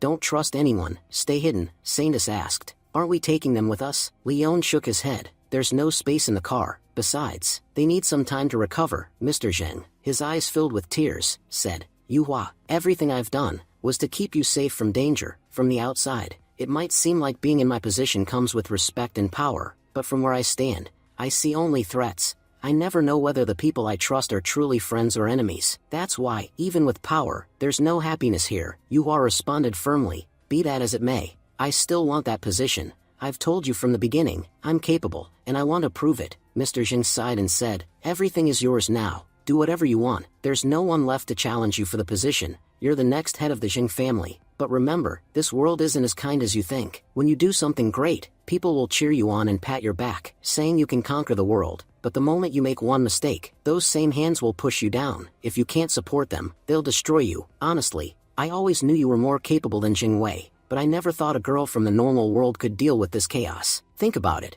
Why would I treat you any differently? You're my daughter. I knew Jing Wei was 10 steps behind you in everything, except one. He was far more ruthless. I believed that no matter the situation, he'd protect our family. That's why I kept you out of all this. I thought I was protecting everyone. I didn't realize that trying to do good would end up destroying my own family. Yuhua looked at her father and said, Dad, please trust me. I promise I won't disappoint you. Mr. Zheng sighed and replied, it doesn't matter to me anymore. Do whatever you want, however you want. I'll tell everyone that Jing Wei's death was an accident, because if the world finds out that a sister killed her own brother, it won't let you live in peace. By tomorrow morning, all the shares of the company will be transferred to your name. Then, unable to hold back his emotions, he slapped himself and muttered, I've never felt this helpless before. If someone else had killed my son, I would have taken revenge without hesitation. But what do I do now? Should I kill my own daughter for revenge? This is all my fault. It's because of me that my children ended up turning against each other. Choking up, Yuhua responded, I swear, Dad, under my leadership, the Zheng family will rise again. Mr. Zheng, voice cold and empty, said, I already told you, I don't care anymore. Build the empire back up if you want, or destroy it all. I won't stop you, but as a father, I want to give you one last piece of advice. I still believe you won't survive in this cruel world, not unless you stay in Leon Lionheart's shadow. As long as you're by his side, the world won't be able to harm you. So no matter what you have to do, use any method you must, but never leave his side. Because if you're with him, what happened to Jing Wei won't happen to you. He turned to leave and said, and one more thing. Don't call me your father ever again. My son is dead. And so is my daughter. Leon stepped forward and asked, Yuhua, how does it feel to kill your own brother? Say what you want, but what you did was filthy. I'd offer to drop you home, but someone who has the strength to kill her own brother should at least have the strength to walk home alone. Then, with a sharp tone, he added, since you've chosen this path, take responsibility for it. The Jing family must never go hungry under your leadership. Yuhua nodded faintly. I know what I did was unforgivable. Maybe I'll never be able to forgive myself. Just leave me here, Leon. I need some time alone. As Leon began to walk away, Saintess Lily turned to him and said, didn't you say that girl was yours? Then why did you leave her alone in her darkest hour? Be honest, your words must have stabbed her like daggers. Leon replied quietly, I know Yuhua is a strong woman. If she could survive everything her family put her through, then my harsh words are nothing in comparison. What really hurts me is that if she had learned to speak up for herself sooner, she wouldn't have had to go this far. She can run all she wants now, but this guilt will follow her for the rest of her life. But I'm glad for her too. Maybe now she'll finally live life on her own terms. Then he turned to Saintess and asked, by the way, you're not exactly good at staying quiet, are you? Saintess raised a brow and said, what's that supposed to mean? I'm way better than Yuhua. I learned to stand up for myself a long time ago. Now tell me, what was it you wanted to ask earlier? Leon turned serious. It's about Earth's spiritual energy. It's been decreasing rapidly. What happened in the past that caused it to almost vanish? Lily slammed the brakes. How would I know something that big? If anyone knows, it's the 4 major sects. Don't look at me. I know nothing about it. Leon looked skeptical. Do you really think the 4 major sects would tell me anything? I don't even know any of them personally. And your White Lotus sect is ancient. There's no way you know nothing about this. Lily muttered. Let me guess. Big Dog didn't tell you about this either? That bastard would stoop to any level to get me killed. Leon said seriously, you can tell me. I won't say a word to anyone. Yuhua finally spoke. Our sect wasn't always called White Lotus sect. It used to be Pure Soil sect. Back then, we were known as the Pure Soil sect and were extremely popular. The Jingyi sect was once massive and incredibly powerful. Around 2,000 years ago, their leader achieved immortality. After that, he ascended to the heavens. But one day, he returned, and when he did, he destroyed all the dragon veins of Cullen. Those veins were the source of energy for all of Earth. After they were destroyed, Earth's spiritual energy began to deplete, and now, it's so low that even reaching the foundation stage has become nearly impossible. I'm certain that 1,000 years from now, Earth's spiritual energy will be so depleted that even basic survival will be impossible. The planet will be consumed by diseases,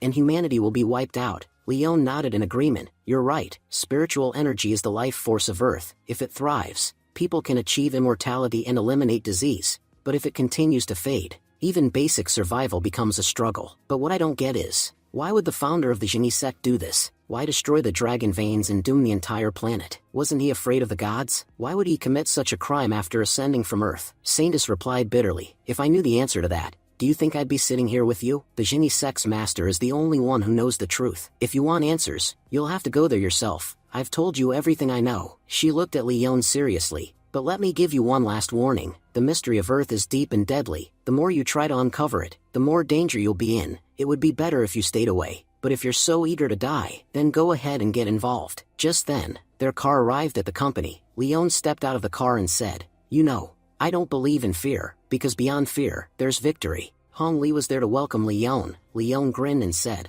I brought you a Christmas gift. This is Saintess Lily from the White Lotus sect. She's here to surrender. Hong Li was surprised. Wow, you really pulled it off. Well done. By the way, Chairman Lu wants to meet you. Then grabbing Saintess Lily, he said, you've got quite a criminal record. We'll be having a nice, long chat in the interrogation room. Leon interrupted. Hong Li, I promised her there would be no trouble if she surrendered. Make sure she's treated kindly. No rough behavior. Hong Li nodded. Got it. I'll do exactly as you say, he added. Go ahead and meet with Chairman Lu. He's waiting. Scene shifted to Chairman office. Leon entered and greeted Chairman Lu Shen.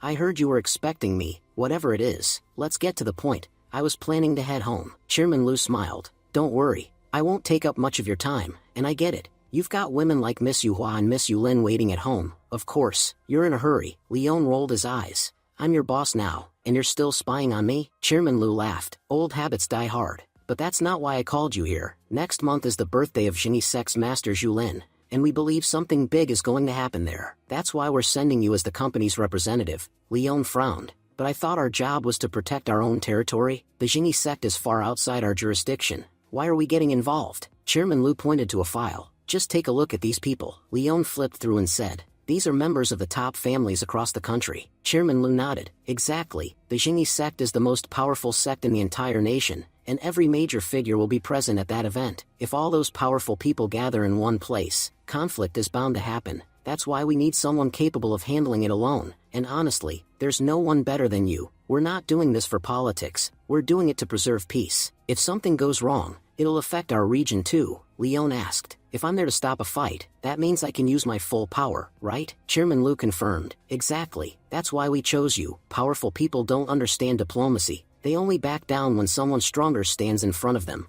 Just remember our one condition.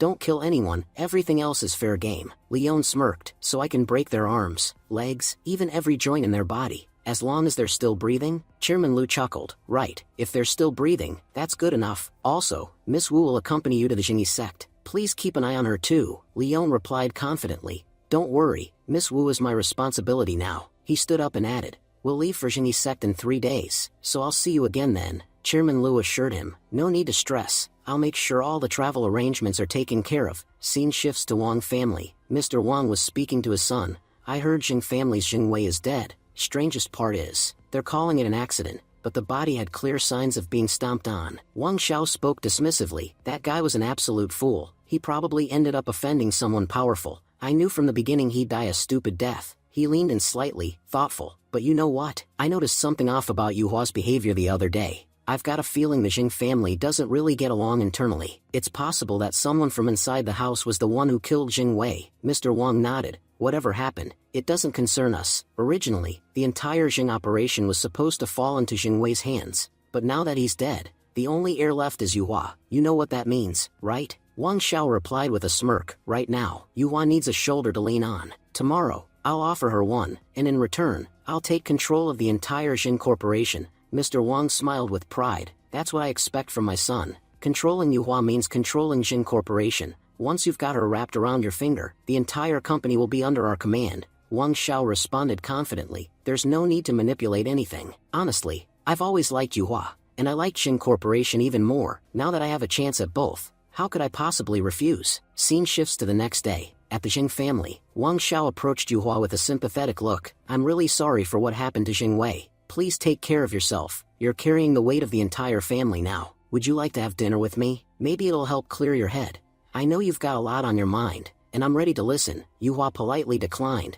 I appreciate it, but I'm really not in the mood. I can't join you for dinner. Meanwhile, Leon observed quietly from a distance. There's something shady about this Wang Xiao guy. I don't know why, but I get the feeling he's here with a hidden agenda. Just then, Yu Hua spotted Leon and asked in surprise, "What are you doing here?" The Zhang and Lionheart families don't exactly have a friendly history. If people see you here, they'll be seriously shocked. Leon replied calmly, "Tell me, what's the point of holding a grudge against the dead? I came here for one reason, to show that no matter what happens, I always keep my promises. Whether your days are good or bad, Leon Lionheart will always stand by your side." Wang Xiao stepped in with a smug tone. "It looks like Mr. Lionheart has a bit of a hero complex, but let me make one thing clear. I'm Yu Hua's fiancé, and I'm fully capable of protecting her. You don't need to act like a savior here. Everyone knows what you did with the Xing Corporation. You don't belong here." Leon raised an eyebrow. "Oh, you're her fiancé now? When did you two get engaged? And Yu Hua, you didn't even mention it last night." Then with a soft grin, he said, "Honestly, Yu Hua, you're way too beautiful to be stuck with an idiot like him." Wang Xiao snapped, "That's enough, Mr. Lionheart. I'll admit, the Lionheart family is rising right now, but if your mouth keeps running like that, your days of power might end real fast. Remember one thing. Don't ever show your face near Yu Hua again. I'm her fiancé, and as her fiancé, I'm telling you to stay away from her." Leon responded coolly, "You must really like her." Wang Xiao sneered. "What do you think? You think I'm here for that fool Xing Wei? No, I've had feelings for Yu Hua for a long time now. And yeah, you liked her too, but here's the difference. I'm the heir of the Wang family. That's why she's marrying me. You're just the illegitimate son of the Lionheart family. She never even looked your way." Leon smirked. "You know, Yu Hua and I were together last night. We talked for hours. You have any idea what we were doing the whole night?" Wang Xiao glared. "What the hell are you trying to say?" Leon said confidently. "Exactly what you're thinking. The Xing cooperations you dream about? Yu Hua, too. They're both already mine. But if you don't believe me, you can ask her yourself." Wang Xiao turned to Yu Hua. "Yu Hua, tell me he's lying." Yu Hua looked at them both and calmly said, "No, he's telling the truth. From now on, the Xing family will be working under Leon Lionheart's protection." She added politely, "And please don't take what my father said to your family that day too seriously." Wang Xiao's face darkened. "Why didn't you tell me all this before? Were you just trying to humiliate me in front of everyone?" Yu Hua stared him down. "Leon and I didn't do anything wrong, but if you feel insulted, that's on you." Yu Lin, observing the chaos, muttered, "Young master, I don't get it. Why are we even here? We never got along with the Xing family." Leon replied, "We're here because of Yu Hua. I had some business to discuss with her." Just then, Yu Hua approached and said, "You came for the company shares, right? I've already had the papers prepared. From now on, 20% of Xing cooperations are officially yours." Leon turned to Yu Lin and said, "Give me those documents." Yu Hua, 10% of Lionheart family shares belong to you. I'm handing them over to you because I trust you. I know you don't trust people easily, so take these shares as a sign of good faith. With this, I'm sealing a lasting friendship between our families." Yu Hua looked at Leon and asked thoughtfully, "But compared to the Xing family, the Lionheart family holds more value. Why would you give me such valuable shares?" "Honestly, I'm starting to understand what Miss Wu meant. What you did here, I could never have done that. Maybe that's why, despite having nothing at first, you now have everything. And even though I have everything now, it all feels meaningless." Leon replied gently, "Yu Hua, that's exactly why I stayed by your side. But not everything gets fixed just by staying. Once I settle everything here, I'll disappear. I never wanted my absence to cause problems for my family, or the people close to me. That's why it's important you take your responsibilities seriously." Yu Hua, alarmed, asked, "Are you planning to leave?" She then added with conviction, "I promise you this. In your absence, I'll manage the Lionheart family business the same way you would." Curious, she asked, "By the way, you never told me. Who is this girl?" Leon responded, "She's my disciple, Yu Lin. At such a young age, she's already reached half-step grandmaster level." Yu Hua narrowed her eyes. "Do you think I'm stupid? How can an 18-year-old be the disciple of a 20-year-old? Look, if you have other girlfriends, that's fine. Just be honest with me." Before things escalated, Mr. Xing interrupted, "Yu Hua, go inside and attend to the guests. I need to have a personal word with Leon." Leon turned to Yu Lin and said, "Go wait in the car. I'll be right there." Once they were alone, Mr. Xing spoke sincerely, "Leon, I've watched you grow up. To be honest, just like everyone else, I used to think you were just an illegitimate son who wouldn't amount to much. But after seeing the growth you've achieved, I truly admire you. You've shown me that family legacy isn't everything. If someone has the ability, they can accomplish anything. Sometimes I wish even one of my children was half as capable as you. Maybe then the Jing family wouldn't be in such a mess. Leon smiled slightly and said, Mr. Jing, you're a smart man. Let's not beat around the bush. What is it you really want to say? Mr. Jing nodded. You're right. No need for pretense. The truth is, our Jing family has given the Lionheart family a lot of trouble. Just a few days ago, we were planning to crush your business. Even now, no matter what you do,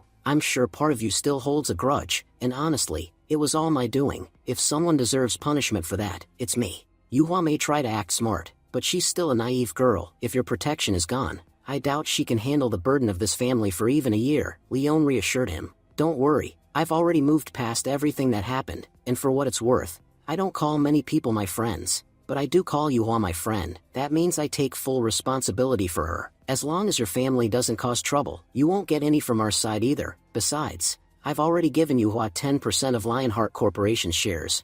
I don't think there's a better way to show sincerity than that. Mr. Zheng, moved, replied.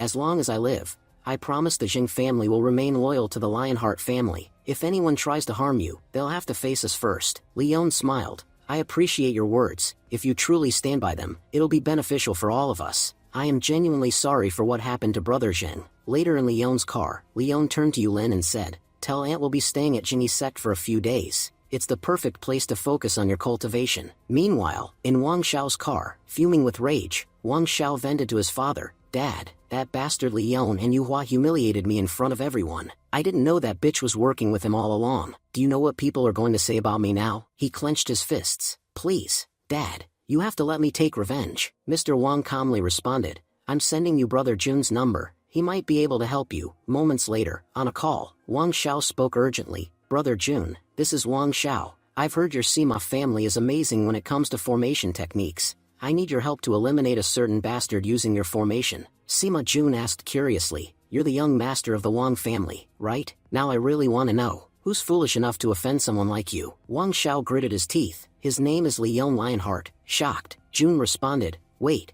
did you say Leon Lionheart? Look, it's not that I don't want to help you, but that guy's a big shot. He's listed among the top executives of Overtime Corporation. My grandpa always warned me not to mess with anyone from Overtime Corporation, even a regular staff member, and now you're asking me to go after one of their executives? Wang Xiao finally understood. So he's tied to Overtime. No wonder he acts so arrogantly. Jun advised strongly, listen to me. Forget about Leon Lionheart. Everyone knows how powerful Overtime Corporation is. Even the Jingyi sect doesn't have the strength to go against them openly. And if they can't, what do you think the Sima family could do? Wang Xiao narrowed his eyes and made a final offer. What if I offered you 3 million? Would you take the job then? Sima Jun scoffed. 3 million? Come on, not even 30 million would be enough for me to do this job. Wang Xiao chuckled. Hey, have you seen that recent movie? I forget the name. The lead actress became insanely popular after that. Sima Jun laughed. Oh yeah, I remember. She's such a cutie. Wang Xiao leaned in. Well, she's coming to our country next month, and if you take care of Leon Lionheart for me, I can arrange a private date with her. That caught Sima Jun's attention. Eyes lighting up, he exclaimed. Why didn't you tell me that earlier? I'm packing my bags right now. I'm heading to Jingyi's sect immediately. After the call ended, Jun mumbled excitedly to himself. I actually saved a photo of her. Never thought I'd get a chance to go on a date with her. Then he yelled out to his parents. Mom, Dad, I'm heading to Jingyi's sect to wish Elder Julin a happy birthday. His mother called back. Take care of yourself there, and don't do anything foolish. 2 days later, at the airport, Yulin asked curiously, Young master, isn't the birthday next month? Why are we leaving so early? Leon replied calmly, because we're not actually going there just for the party. The people we need to deal with are already there. If we delay any longer, those idiots might end up fighting each other and causing trouble. He then looked around and added, Yulin, someone's following us. Go to the gate with the luggage. I'll deal with this. Yulin hesitated. But there are so many people around. If we fight in the airport, we'll get kicked out. Leon smiled. Don't worry, we're not going to fight. Whoever's following us isn't here to cause trouble. We then see Miss Wu trailing behind, muttering to herself. I told Chairman Lucian that I wanted to go with Leon, and this guy just came to the airport alone without telling me. She huffed. If I hadn't asked Leon's father, I wouldn't have even known he was flying today. Suddenly, Leon appeared behind her and asked, if you had found Leon, what would you have done? Miss Wu looked flustered. That's the problem. I wouldn't have been able to do anything, but I would have complained to his father and gotten him grounded. Leon smirked. Wow, your plans are kind of dangerous. Miss Wu turned around, startled. Wait, how did you get behind me? Since when were you following me? Leon raised an eyebrow. You were tailing me so quietly. I noticed. Look, Jiafan, the reason I didn't bring you is because we're not going there to celebrate a birthday. That party is just a cover. The truth is, we're going there to prevent a major conflict, and honestly, I don't even know who all will be there. It could get dangerous. Trying to protect you in a situation like that would be incredibly difficult. Jiafan crossed her arms. Who said I was following you? Everyone knows Elder Zhulin's birthday is coming up. Representatives from all the major families are going. I'm going on behalf of the Wu family. She walked past him and added, so you go your way, and I'll go mine.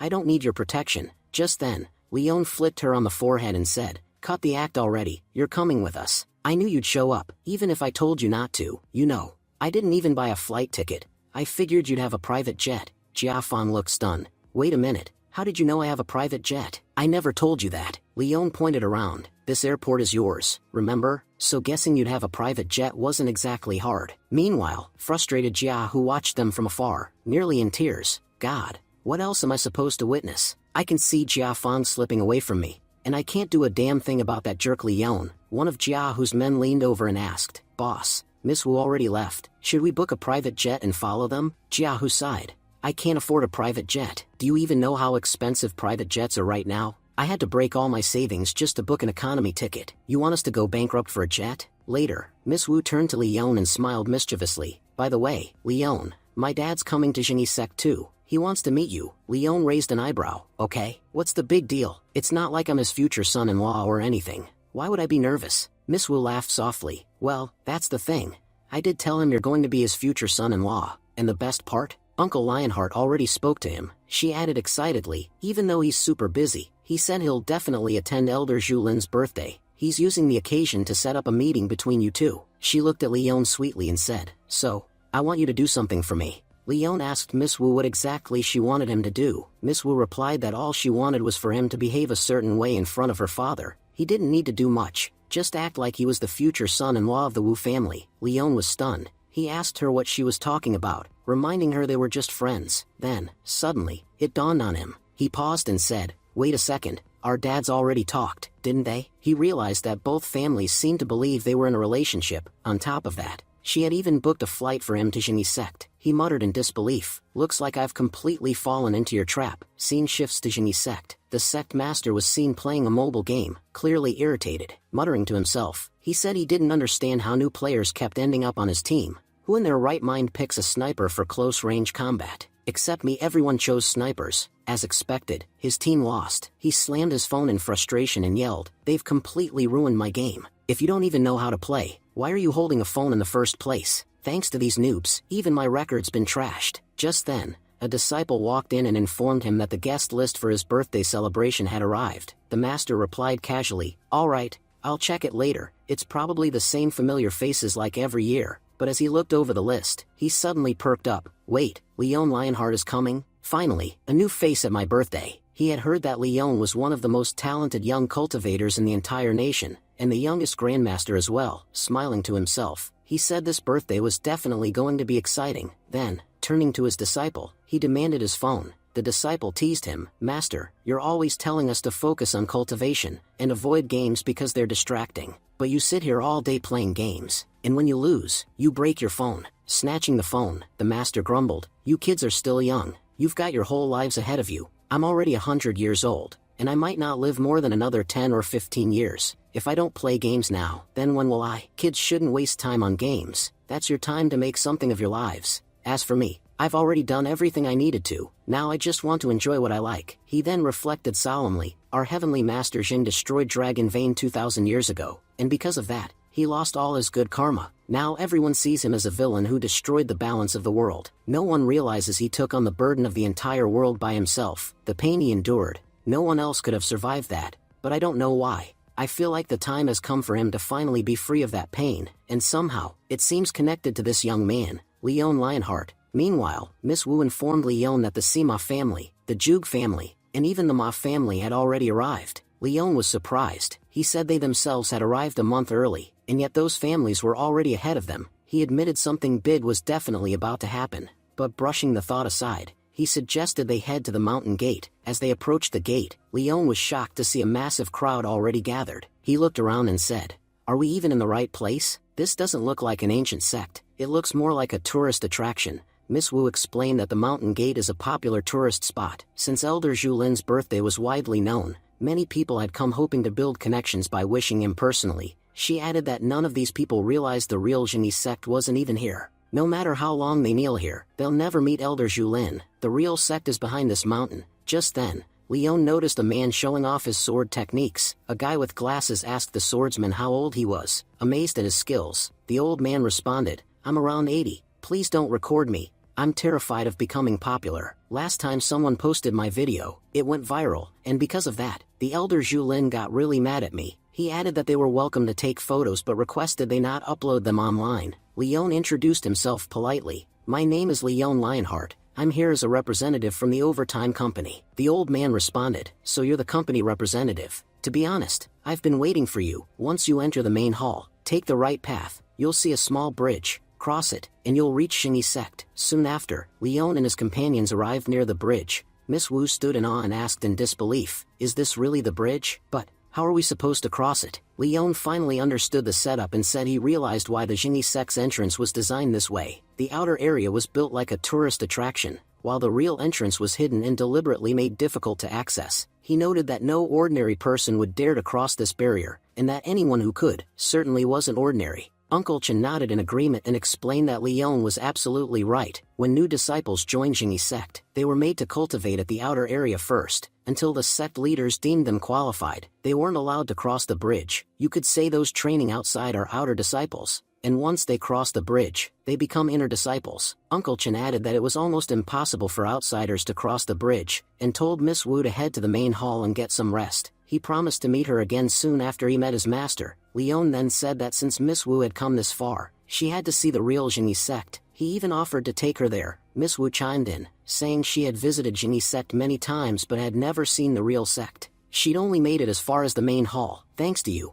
I'll finally get to see what the true Genie sect looks like." Just then, Sima Jun appeared and scolded them for being there. He demanded to know who had allowed ordinary people to enter. He warned them to turn back immediately, or risk losing their lives if they proceeded. Sima Jun recognized Leon Lionheart and thought to himself that this was his chance to kill Leon, and return without raising suspicion. Miss Wu responded calmly, saying they should focus on their own goals, and not interfere in others' business. Whether they could cross the bridge or not was their concern, not anyone else's. Leon then turned to Yulin and asked her to go first. He joked to Miss Wu that Sima Jun wasn't entirely wrong. Just by looking at her, it was clear she had gained some weight. "What if I accidentally drop you?" Miss Wu rolled her eyes and told him to stop joking. She reminded him that he had the strength to lift an entire mountain with his powers, so she was nothing in comparison. Meanwhile, Sima Jun thought to himself that if Leon fell from the bridge, no one would suspect he had anything to do with it. He figured this was the perfect time to set up a formation trap. Yulin, however, crossed the bridge in a single leap with ease. Clapping in amazement, Zhuge Qinfan remarked that it was incredible to see someone so young cross the bridge so effortlessly. He speculated that whoever had trained her must be a powerful master, as it was rare for someone so young to reach the half-step grandmaster level. Sima Jun scoffed and asked Zhuge Qinfan why he was praising her so much. He joked that Zhuge Qinfan might be smitten by her, but reminded him that he was far too old for someone like her. Zhuge Qinfan clarified that he wasn't interested in the girl, but rather in her master. He was deeply impressed by whoever had trained her, and hoped to get some advice from such a powerful person someday. Leon smiled and said if Zhuge Qinfan wanted to learn something, he could teach him a few things himself. He also thanked him for the compliment toward his disciple, saying she truly deserved the praise. Sima Jun then turned to Leon and asked about his age. He said Leon looked even younger than him, and questioned how someone that young could have trained a half-step grandmaster. "If that's true, then how powerful must you be yourself?" He added mockingly that bringing Miss Wu along was a huge mistake. If they slipped and fell, both their lives would be at risk. Leon thought to himself that the bridge looked longer than before. He suspected someone had laid a formation to create fake steps and intended for him to fall. He paused and considered that to create such a formation, one would need extremely rare and high-quality materials. He wondered whether such materials even existed anymore. That's when his eyes fell on Sima Jun's bead. Leon realized the formation was being powered by that bead. He made up his mind that he would take it when crossing the bridge. It would be highly useful for Yulin's cultivation. Meanwhile, Zhuge Qinfan frowned and questioned why Leon was just standing still in the middle of the bridge. He found it strange that Leon neither moved forward nor backward. Sima Jun smirked and said it looked like the kid was paralyzed by fear, and had lost the will to proceed. But just then, Leon crossed the entire bridge successfully. Leon turned and sarcastically thanked Sima for the amazing gift. I never expected you to give me something this valuable on our first meeting. Furious, Sima Jun shouted that he was from the Sima family and threatened Leon, demanding he return the bead or face serious consequences. Leon, however, ignored him completely and continued walking away with the bead in hand. Jug Kinfan confronted Sima Jun and accused him of using a formation on Leon. He said he didn't care about the reason behind their conflict, but reminded both of them that personal fights were strictly prohibited inside Jingyi sect. If they broke the rules and attacked each other, they would both face punishment. He also reminded them how merciless Jingyi sect could be when it came to discipline. Sima Jun angrily told him to mind his own business. He said whatever the Sima family did was none of the Jug family's concern. As for Leon Lionheart, he declared he wouldn't let him off so easily. At first, I just wanted to kill him, but now, I'll make sure he suffers a miserable death. As Leon entered the sect, he was lost in thought. He told himself that this was his first time meeting Sima Jun, and yet, it felt like Sima had a deep grudge against him. He found it strange that someone could hate another person so intensely at their very first meeting. Something's definitely off here. He quickly called Hong Li and instructed him to gather intel on Sima Jun. I want to know who he's been in contact with recently. Meanwhile, Miss Wu turned to Leon and confessed she had a bad feeling about everything. Ever since they entered the sect, she had felt uneasy. She described it as the eerie calm before a storm. Leon reassured her not to worry. He promised that as long as he was around, nothing would happen to her. He said he wouldn't let anyone cause trouble and added, besides, if things were going to be peaceful, then why would the company have sent me here in the first place? Just then, Hong Li sent all the gathered information to Leon's phone. After going through the data, Leon realized that Sima Jun had been in contact with Wang Xiao a few days ago, and since then, the two had remained in regular communication. So that's why he's after me. The scene shifted to Jiahu, who had come to visit Lin Chen. Jiahu greeted him and said it had been a long time since they'd met. He reminded Lin Chen that when he left, Lin Chen was only a half-step grandmaster, and now he was on the verge of becoming an innate realm cultivator. Lin Chen welcomed him warmly and admitted that, in his opinion, Jiahu had been the most talented among their generation. Sure, you started late, but you caught up remarkably fast. If you hadn't left the mountain in anger, I'm certain you'd be stronger than me by now. He added that the level he had reached at his current age, Jiahu could have reached much earlier, perhaps even before turning 30. Lin Chen encouraged Jiahu to visit their master and grandmaster to ask for forgiveness. They haven't forgotten you, they miss you a lot. Jiahu smiled bitterly and admitted that, although he tried to forget everything, he simply couldn't. The memories of what had happened were like a stone lodged in his heart. He said he didn't want to dwell on the past and then asked, has a man named Leon Lionheart joined our sect? He clarified that he didn't have a personal grudge against Leon, but their personalities clashed. It's not like we're enemies, but I want to teach him a lesson. Can you help me with that? Lin Chen said he could help, but there was a problem. According to the master's rules, fighting inside the sect was forbidden. If I get into a fight here, I'll be punished. Jiahu grinned and pulled out a gift. Look what I brought for you, a brand new gaming console. He clarified that he didn't expect Lin Chen to beat up Leon severely, just enough to teach him a lesson. We can't engage in a death match inside the sect, but a friendly fight should be fine, right? He promised that if Lin Chen helped him, he'd bring him a PlayStation 5 next time. Lin Chen chuckled and told him not to worry, his request would be taken care of. He mentioned that he had heard of Leon Lionheart, and knew he was the youngest grandmaster in their country. I'd love to find out how capable this so-called prodigy really is. A friendly duel should be no problem for Master.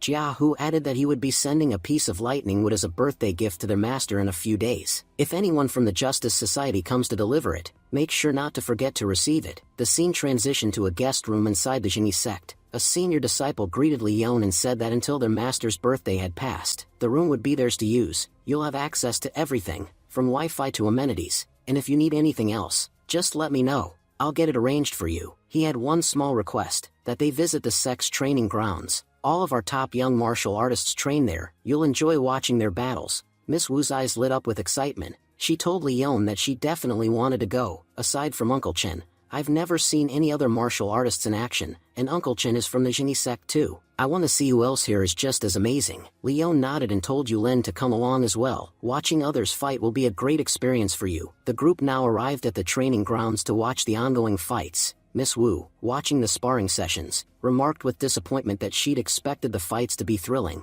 but compared to Uncle Chen, these martial artists looked incredibly weak. She turned to Yulin and admitted she was starting to relate to why they had come here in the first place. What do you think about these people? Yulin replied that these fighters had yet to master their skills. To be honest, at this rate, It'll take them their whole lives just to reach Grandmaster level, and most of them are already quite old. She explained that because they hadn't practiced correctly from the beginning, they had wasted their potential. Now, no matter how hard they try, they're unlikely to achieve anything significant in the martial arts world. One of the martial artists standing nearby overheard the conversation. Frustrated, he shouted at Yulin, saying he had been listening to her badmouth them for a while. You can only criticize someone when you're qualified to do so, and without proper qualifications, you have no right to speak about others. I've been training my body for over 20 years, and never in that time has anyone insulted me the way you just did in 2 minutes. Another fighter joined in, agreeing with his comrade. Yeah, brother, this girl's been talking nonsense about us. She claims we won't amount to anything in the cultivation world.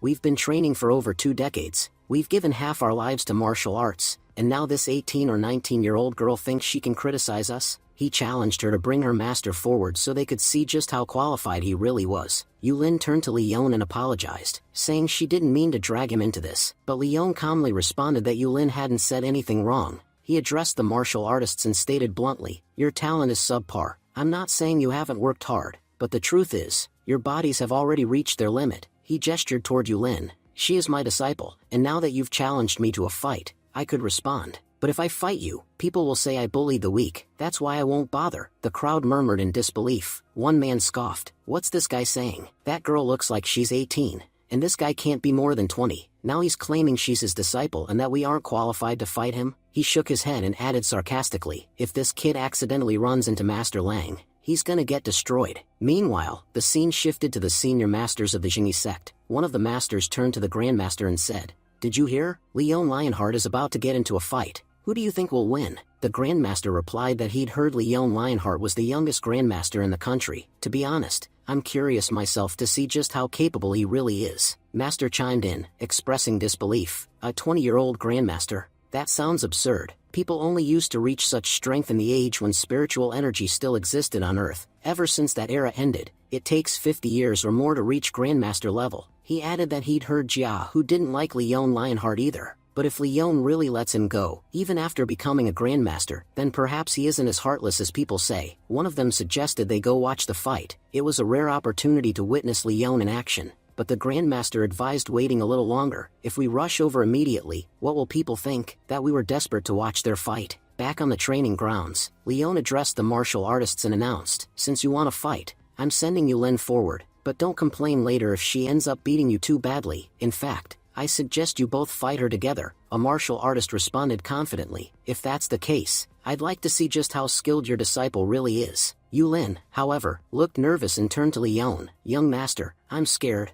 What if I lose? It might damage your reputation." Leon reassured her, "We don't lose unless we accept defeat in our hearts. As long as you're afraid, you'll lose for sure. So go without fear, and fight with everything you've got. I believe in you. You'll do great." Taking a deep breath, Yulin stepped forward with determination. She looked back at Leon and said, "Young master, I promise I won't let your name be tarnished, no matter what it takes." One of the martial artists looked at her and scoffed. "She looks so weak. I don't even feel like attacking her. What if I accidentally break one of her bones?" Another added, "Yeah, take it easy. She's just a kid." The first fighter, who looked to be in his 40s, laughed and said, "She's the same age as my son. If I manage to beat her, I'll introduce her to him." Yulin calmly stepped forward and apologized for her earlier comments. "I shouldn't have criticized you all like that. Even if I wasn't wrong, this is my first real fight, so I'll do my best not to hurt anyone." The older man encouraged her not to hold back. "Go ahead, use your full strength." As soon as the fight began, Yulin dodged her opponent's attack effortlessly, and countered with a powerful strike. She remarked, "Uncle,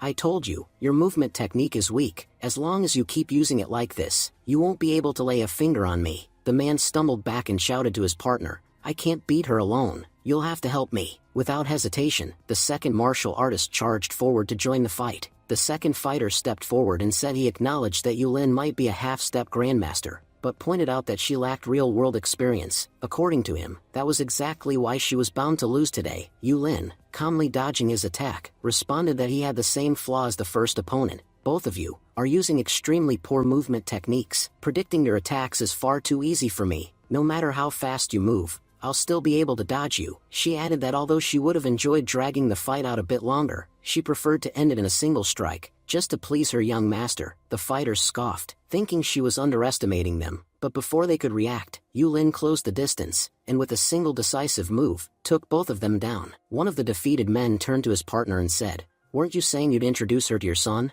The first man sighed in disbelief and replied, "She'd defeat my son in less than a minute." Approaching the two, Yulin politely asked if they were hurt. The first man shook his head and smiled, saying they were actually happy. It's reassuring to see that the younger generation in our country is so talented. It shows just how far our martial arts culture has grown. Meanwhile, spectators watching the match were thoroughly impressed. One remarked that he had never seen such a young half-step grandmaster before, and confidently claimed that she would definitely rank among the country's top martial artists someday. Another spectator chimed in, reminding everyone of the man who had claimed to have trained this girl. If she's this strong, imagine how powerful her trainer must be. He's probably already reached grandmaster level. Just then, someone from the crowd stepped forward and revealed, "The person you're talking about is none other than Leon Lionheart, the youngest grandmaster of our nation. He's so capable that he can easily defeat people a whole realm above him." As the murmurs spread, Lin Chen arrived on the scene as well. With a smile, he announced that Leon Lionheart's presence had truly elevated the prestige of the training grounds. "Since everyone here is enjoying themselves so much, I'd like to join in as well." The onlookers gasped in awe. "Isn't that one of the senior masters of the Genie sect? Is he going to participate today? I heard that after Master Zhulin, he's the top candidate to succeed him. He reached the Grandmaster realm 30 years ago, and no one really knows how powerful he is now." Many acknowledged that Leon was extremely fortunate to have the opportunity to spar with someone of such high caliber. Leon, noticing the crowd's attention, asked, "Why is everyone staring at me?" He clarified that he'd only come to celebrate Master Zhulin's birthday, not to fight with everyone present. At that moment, Sima Jun stepped forward and addressed him directly, "Leon Lionheart, don't let being the title youngest grandmaster go to your head. Lin Chen personally invited you. You can't turn down a challenge from such a respected martial artist." Lin Chen, maintaining a friendly demeanor, added, "It's just a friendly spar. I'm not here only to fight you, but everyone else too.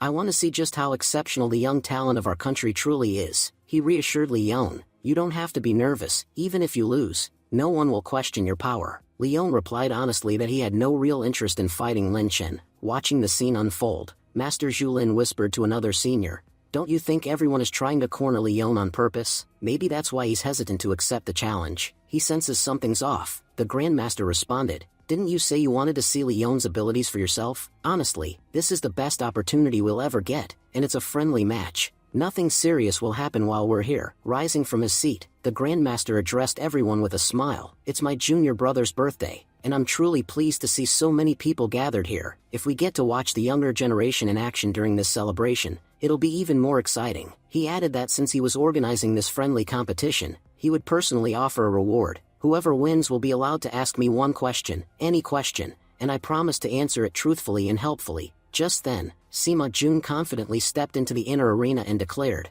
"I'll be the first to fight. Leon Lionheart, if you have even a little courage, step up and face me." He turned to Lin Chen and apologized, explaining that he simply couldn't pass up the opportunity to fight the youngest grandmaster. "Please allow me the honor." As he prepared for battle, Sima Jun reflected on his motivations. His parents always saw him as worthless and believed he could never bring pride to their name, but today, he was about to fight the two most powerful masters in the Genie sect. "When I tell my parents about this, they'll finally be proud." However, he also had a hidden agenda. Through this match, he planned to weaken Leon. "If I ever get the chance to eliminate him, I want to make sure he's already worn down and won't be able to resist." Leon stepped into the arena with calm confidence and said, "If you're so eager to get beaten, I'll be happy to fulfill that wish." At the same time, he thought to himself, "Master Zhuan Fan is the heavenly master of the Genie sect. I'm sure he knows why their founder destroyed the dragon veins. If I win, I'll ask him that question under the guise of the reward. If I can somehow restore the dragon veins, it might give me the breakthrough I need, and that could finally open the path to the immortal world." Master Lin Chen was silently observing the match, thinking to himself that the Sima family were known experts in formation techniques. He knew that Sima Jun, being a half-step gang master, could pose a real challenge to Leon if he used his formation technique properly. He silently urged, "Leon, I'm counting on you, please don't lose. I even took a gaming console from junior brother Jiahu. If I win, I'll finally get that PS5. I'd do anything for it." As the battle began, Sima Jun pulled out a formation disc and summoned his entire army onto the battlefield. Leon looked around and smirked. "Your killing formation is impressive. Honestly, from your face, I wouldn't have guessed you were capable of something this refined." Sima Jun, commanding his summoned troops, shouted, keep acting arrogant. Once you face my army, you'll realize just how powerful they are. But before he could even finish boasting, Leon had already appeared behind him with just a single movement. He spoke coldly. You really think you can hit me at that speed? You need a lot more training. Stunned, Sima Jun turned around and stammered. When did you? Before he could finish, Leon knocked him out with a single strike. Looking around at the stunned crowd, Leon said, just moments ago, everyone was so eager to fight me. So what now? Why is everyone so quiet all of a sudden? If anyone else wants to step forward, hurry up. I don't have the whole day to waste. Master Julin, visibly annoyed, muttered, damn, Sima Jun was too weak. If the fight had gone on a bit longer, I could have gauged Leon's real power, but he got knocked out with just one slap. Master Xuanfan spoke up. Leon Lionheart isn't a grandmaster yet. Master Julin, shocked, asked, he's not? Then what realm is this boy in? Xuanfan replied, at the very least, he's at the innate realm. That kind of movement speed, it's impossible for a grandmaster to achieve that. Julin, still stunned, asked, is this some kind of joke? He's so young. How can someone not even 20 years old reach the innate realm? He recalled a genius from 200 years ago who had become the fastest to reach the innate realm. It had taken him nearly 40 years. And yet this kid, he's already more powerful than that. Master Xuanfan explained, Sima Jun is a half-step grandmaster. You think he'd be knocked out by a simple slap? No, Leon used specialized inner force in his strike. And you know very well, those below the innate realm can't even use ki properly. Leon not only reached the innate realm, but he has fully mastered it. He's manipulating ki with such precision that none of you noticed, only I did. I have to admit, the overtime company really found a diamond in the rough. If I had known about Leon earlier, I would have brought him into the Jingyi sect myself. Master Julin nodded grimly. If he's truly this talented, then we've suffered a major loss. And now, he's about to fight Lin Chen, who still hasn't reached the innate realm. That means Lin Chen is definitely going to lose. Xuanfan added, honestly, it'll be good if Lin Chen loses. He spends too much time wandering around with Jia Hu and has grown careless. Maybe this defeat will teach him that there are far stronger people out there. Just then, Lin Chen stepped into the arena and said, my martial techniques are sword-based, so I won't fight hand-to-hand. If you need a weapon, let me know. I'll get one for you. Leon replied, no need. I brought my own. Turning to Yulin, he said, throw me my sword. Lin Chen examined the sword as it landed in Leon's hand. That's no ordinary weapon. It's made of lightning wood, a magical artifact. But here's the thing. This sword can only be used by someone who understands its spiritual mechanics. Even grandmasters can't unlock its real power. In anyone else's hand, it's just a wooden stick. Are you still planning to use it? Leon replied with a smirk. We'll soon see just how capable this sword's master really is. Lin Chen immediately lunged forward to strike, but Leon easily dodged his attack. When Lin Chen attacked again, Leon kicked him to the side with minimal effort. Leon said, that's exactly why you haven't fully entered the innate realm yet. You still don't know how to properly use your ki. Still, I'll admit, your cultivation is well developed, but unfortunately, your power isn't enough to defeat me. Lin Chen growled, if someone as young as 20 becomes a grand master, of course he's faster than all of us. I guess using low-level attacks won't work on you. That's why I'll use my strongest move. No one can stop this one. But even as Lin Chen launched his ultimate technique, Leon countered with his own attack and defeated him. As Lin Chen was thrown back, Leon said, if I hadn't been your opponent, your technique would have definitely unstoppable. Watching from the sidelines, Master Julin was shocked. I can't believe what I'm seeing. This boy, his power is extraordinary. Master Xuanfan nodded. Even for me, it's hard to believe, but there's no denying it. He's a genius, and now I'm certain, Leon hasn't just entered the innate realm, he's mastered it. He's likely already at the key conditioning realm. He turned to the Julin and said, come, let's go meet Leon in person. The scene shifted to the mountain bridge behind the Jingyi sect. There, Big Dog had arrived with a few of his men. He instructed them, saying that they needed lightning wood to execute their future plans. He told his group to change their identities and infiltrate the Jingyi sect. This was their last chance to get the lightning wood. As he made a call, Big Dog added that the lightning wood would arrive at the Jingyi sect within 2 days. He ordered someone to inform Jiang Kai that he'd received half of the lightning wood as payment for his assistance. Meanwhile, back inside the sect, Sima Jun regained consciousness. Confused and angry, he muttered to himself, wondering how he could have possibly lost, especially in front of such a large crowd. That Leon had defeated him with a single slap, and he couldn't make sense of it. He growled, saying it was clear Leon had done this on purpose to humiliate him in front of everyone. Sima Jun clenched his fists and decided that things had gone beyond just a tournament match. It was now a matter of pride. He said he'd have to call for his backup. Elsewhere, spectators were still stunned by Leon's victory over Lin Chen. Yulin, smiling brightly, told Leon that no matter how powerful the opponent was, he always managed to come out on top. She added that not even the senior brothers of Jingyi sect could compare to him, and sometimes it felt like he was invincible. Just then, Lin Chen walked up, and to everyone's surprise, said that this was the first time he had ever felt happy about losing. He admitted that he wasn't on Leon's level but felt hopeful seeing someone like him, someone who represented a promising future. Lin Chen added, if you ever find yourself at a crossroads in life, and need someone to rely on, don't forget your friend here from Jingyi sect. Leon smiled and responded that Lin Chen was an exceptional martial artist, and if everyone in the martial world were like him, it would be a far better place. He sincerely thanked him for the compliment, and admitted that he could tell Lin Chen had never wanted to fight him in the first place. He then asked curiously, can I know who made you fight me? Lin Chen admitted that he had been influenced by his junior brother, but assured Leon he'd go back and teach that brother a proper lesson. Leon, who had been watching, laughed and said the entire situation was actually kind of funny. He remarked that the guy in question was talented, but he needed to be taught a lesson, otherwise, he might get himself into serious trouble someday. Meanwhile, Jia, who was quietly worrying,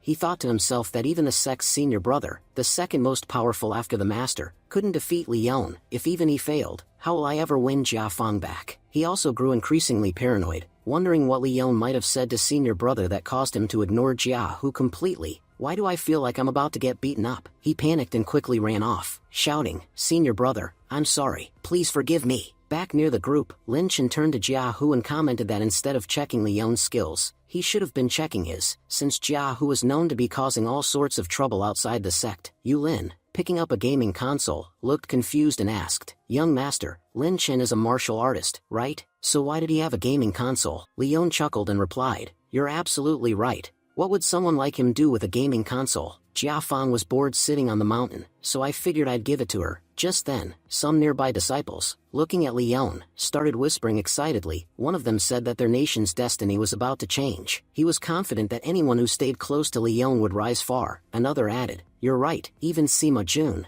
who's in the top 10 of the dragon list, fainted after just one blow. That just shows how powerful Leon really is. At this rate, he'll definitely become a heavenly master in the future. As night fell, Miss Wu approached and informed Leon, next week, my father will be visiting the Jingyi sect. He's coming especially to meet you, so be prepared. Leon looked startled. But, we're not even officially engaged yet. Miss Wu replied with a smirk, well, my dad doesn't know that. I already told both your father and mine that we're getting married. No one can stop it now. Leon sighed, you're really stubborn. There's nothing I can say or do in front of you. Miss Wu laughed and teased, by the way, do you know Yulin really likes you? Leon replied awkwardly, but she's my disciple. I can't even imagine thinking about her that way. Miss Wu brushed it off. I don't care who likes you or who you hang around with. You're a genius. Hundreds of girls will like you. I know you won't be able to stick to just one. But just remember one thing. No matter how many girls you have, I will always be the most important. Leon paused, then asked quietly, what nonsense are you talking about? Tears welled up in Miss Wu's eyes.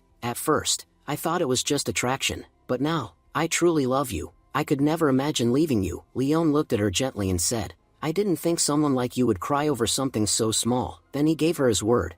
I don't know what the future holds, but I promise you this, you'll always be my best friend. No one can take your place. Miss Wu beamed through her tears. So that means our marriage is confirmed? Leon sighed again. It's not like you gave me a choice, did you? Suddenly, a dagger flew toward them. Leon quickly blocked the incoming attack and asked, who did this? Yulin, alarmed, asked, who would dare target Miss Wu inside the Jingyi sect? Leon narrowed his eyes. I was the actual target. I think I know who did it. He turned to Yulin and added, take care of Jia Fan while I go after the attacker. As Leon chased the intruder, he thought to himself that this had to be a trap. No one can be dumb enough to attack me inside Jingyi sect unless they're trying to lure me into something. Just then, Leon stepped into a formation trap. Leon saw Sima Jun and guessed it was him all along. I figured it was you. What exactly did Wang Xiao promise you that made you go this far? You know how powerful I am. You've already lost to me once in arena. Sima Jun replied that initially, he was doing it all just for money and girls. But now, he said, I'm doing this for myself,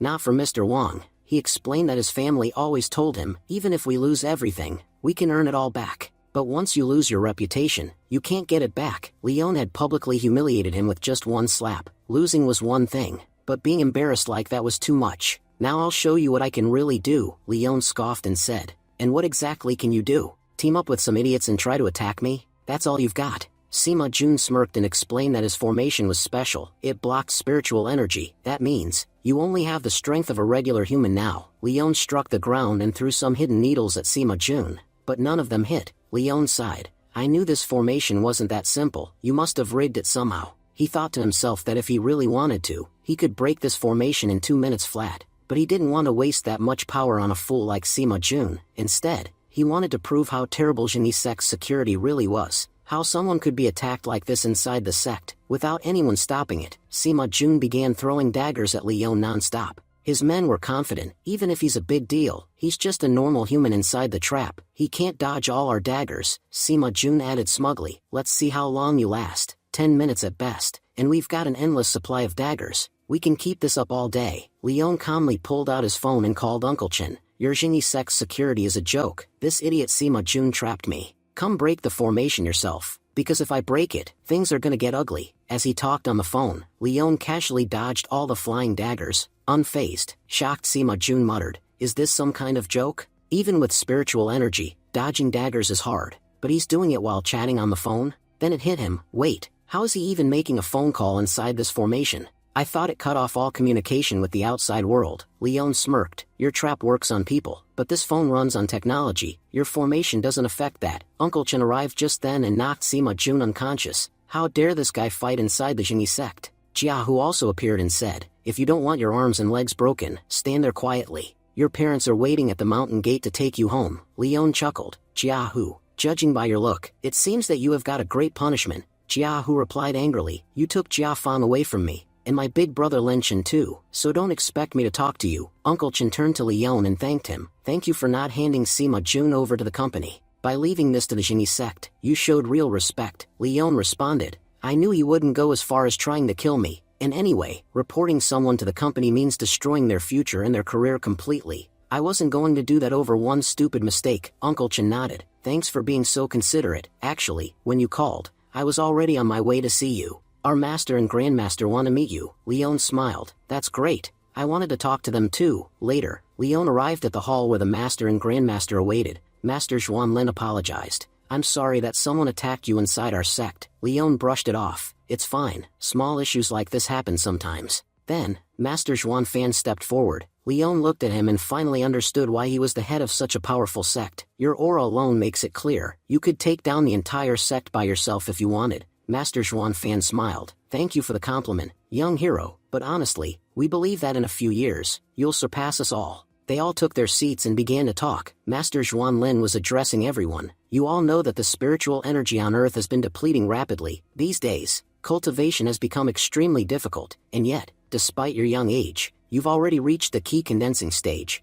How is that even possible? Leon replied calmly. As far as I remember, I was supposed to ask the questions here, but instead, you're the one questioning me. Listen, I want to know why your founder destroyed the dragon veins. Since your founder was the one who did it, you must know the reason. Master Zhuanlin's face turned serious. If you had asked any other question, we would have gladly answered, but the one you've asked, this is the greatest secret of our sect. We cannot reveal it so easily. Leon's tone hardened. Even if you tell me, what difference would it make? Everyone knows Earth's spiritual energy is vanishing. In the next 100 years, your sect might cease to exist. That's why I need to know what happened to the dragon veins. Until I understand the truth, I can't fix this. And believe me, if I can't fix it, no one can. Master Zhuanlin let out a soft chuckle. You're extremely talented, I admit that. But your arrogance is out of control. Even the people of Kulin couldn't accomplish what you're aiming for. So what makes you think you can? I'm not going to tell you anything, Leon scoffed. Then there's no point in continuing this conversation. Keep your secrets to yourself. Just sit back and watch as more cultivators fall. After Leon stormed out,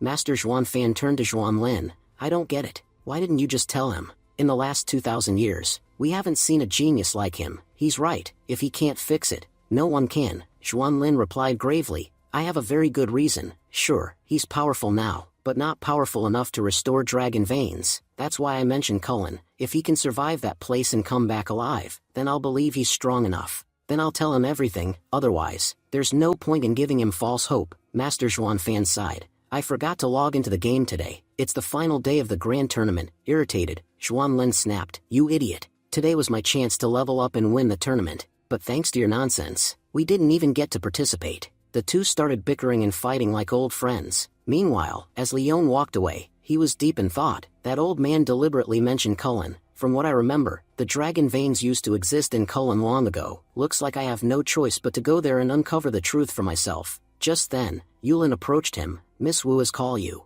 Back at the sect, Leon asked sharply, what is it, Jiafan? Why did you call me in such a hurry? Miss Wu explained, my father has arrived. He's waiting for us at the mountain gate. Leon raised an eyebrow. Why doesn't he come meet us here instead of waiting at the gate? Oh, I'm sorry. I completely forgot. Ordinary human can't cross the bridge. As they headed out, Leon told Yulin, wait for us here. We'll be back soon. While Leon was crossing the bridge, a spy from Big Dog's group spotted him. Hey, isn't that Leon Lionheart? That bastard has ruined so many of our plans. Let's finish him off right now. As long as he's alive, we'll never have peace. Big Dog replied grimly, trust me, I know better than anyone that as long as he lives, we're in danger. But do you know why I'm just standing here quietly? Because I'm not as smart as you. If I were, I'd have attacked already. The man gulped nervously. Leader, I'm sorry. I was just talking nonsense. Big Dog warned. The day you start thinking you're too powerful is the day you should meet Leon Lionheart. He'll break your bones and your arrogance in one strike. The man quickly apologized. I'll never speak without your approval again.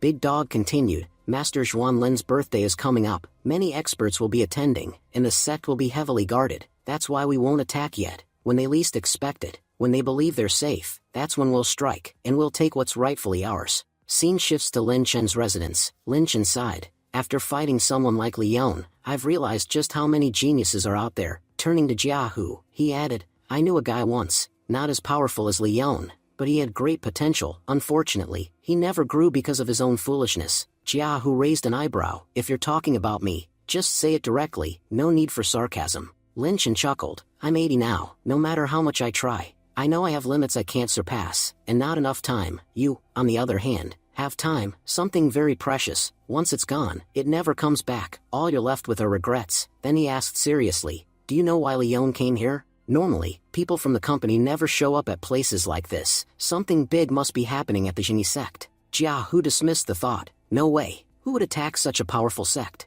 And besides, this is about the Grandmaster's birthday. It's a huge event. The company just sent a representative. Nothing more, Lin Chen said. It seems like you've forgotten that exactly a year ago, the White Lotus sect attacked us. Jiahu nodded. Yeah, I remember. Their leaders secretly snuck into our sect. But Master and Grandmaster easily defeated him. He's probably rotting in the Overtime Company's prison by now. Lin Chen asked. Do you know why he came here? Or how this whole feud between our sect and the White Lotus sect even started? Jiahu shook his head. All I know is that there are enemies, but I've never known why. Lin Chen leaned back and began explaining. This goes back 200 years. At that time, the White Lotus sect was at its peak, insanely powerful. Once they reached that level, they tried to dominate the world. They began attacking other sects. Our Grandmaster couldn't stand by and watch. He went down from the mountain and completely destroyed the White Lotus sect. Since then, they've been scattered, their power slowly fading day by day. They only became that powerful because of one magical artifact. It channeled energy and could release devastating lightning attacks. When we finally got our hands on it,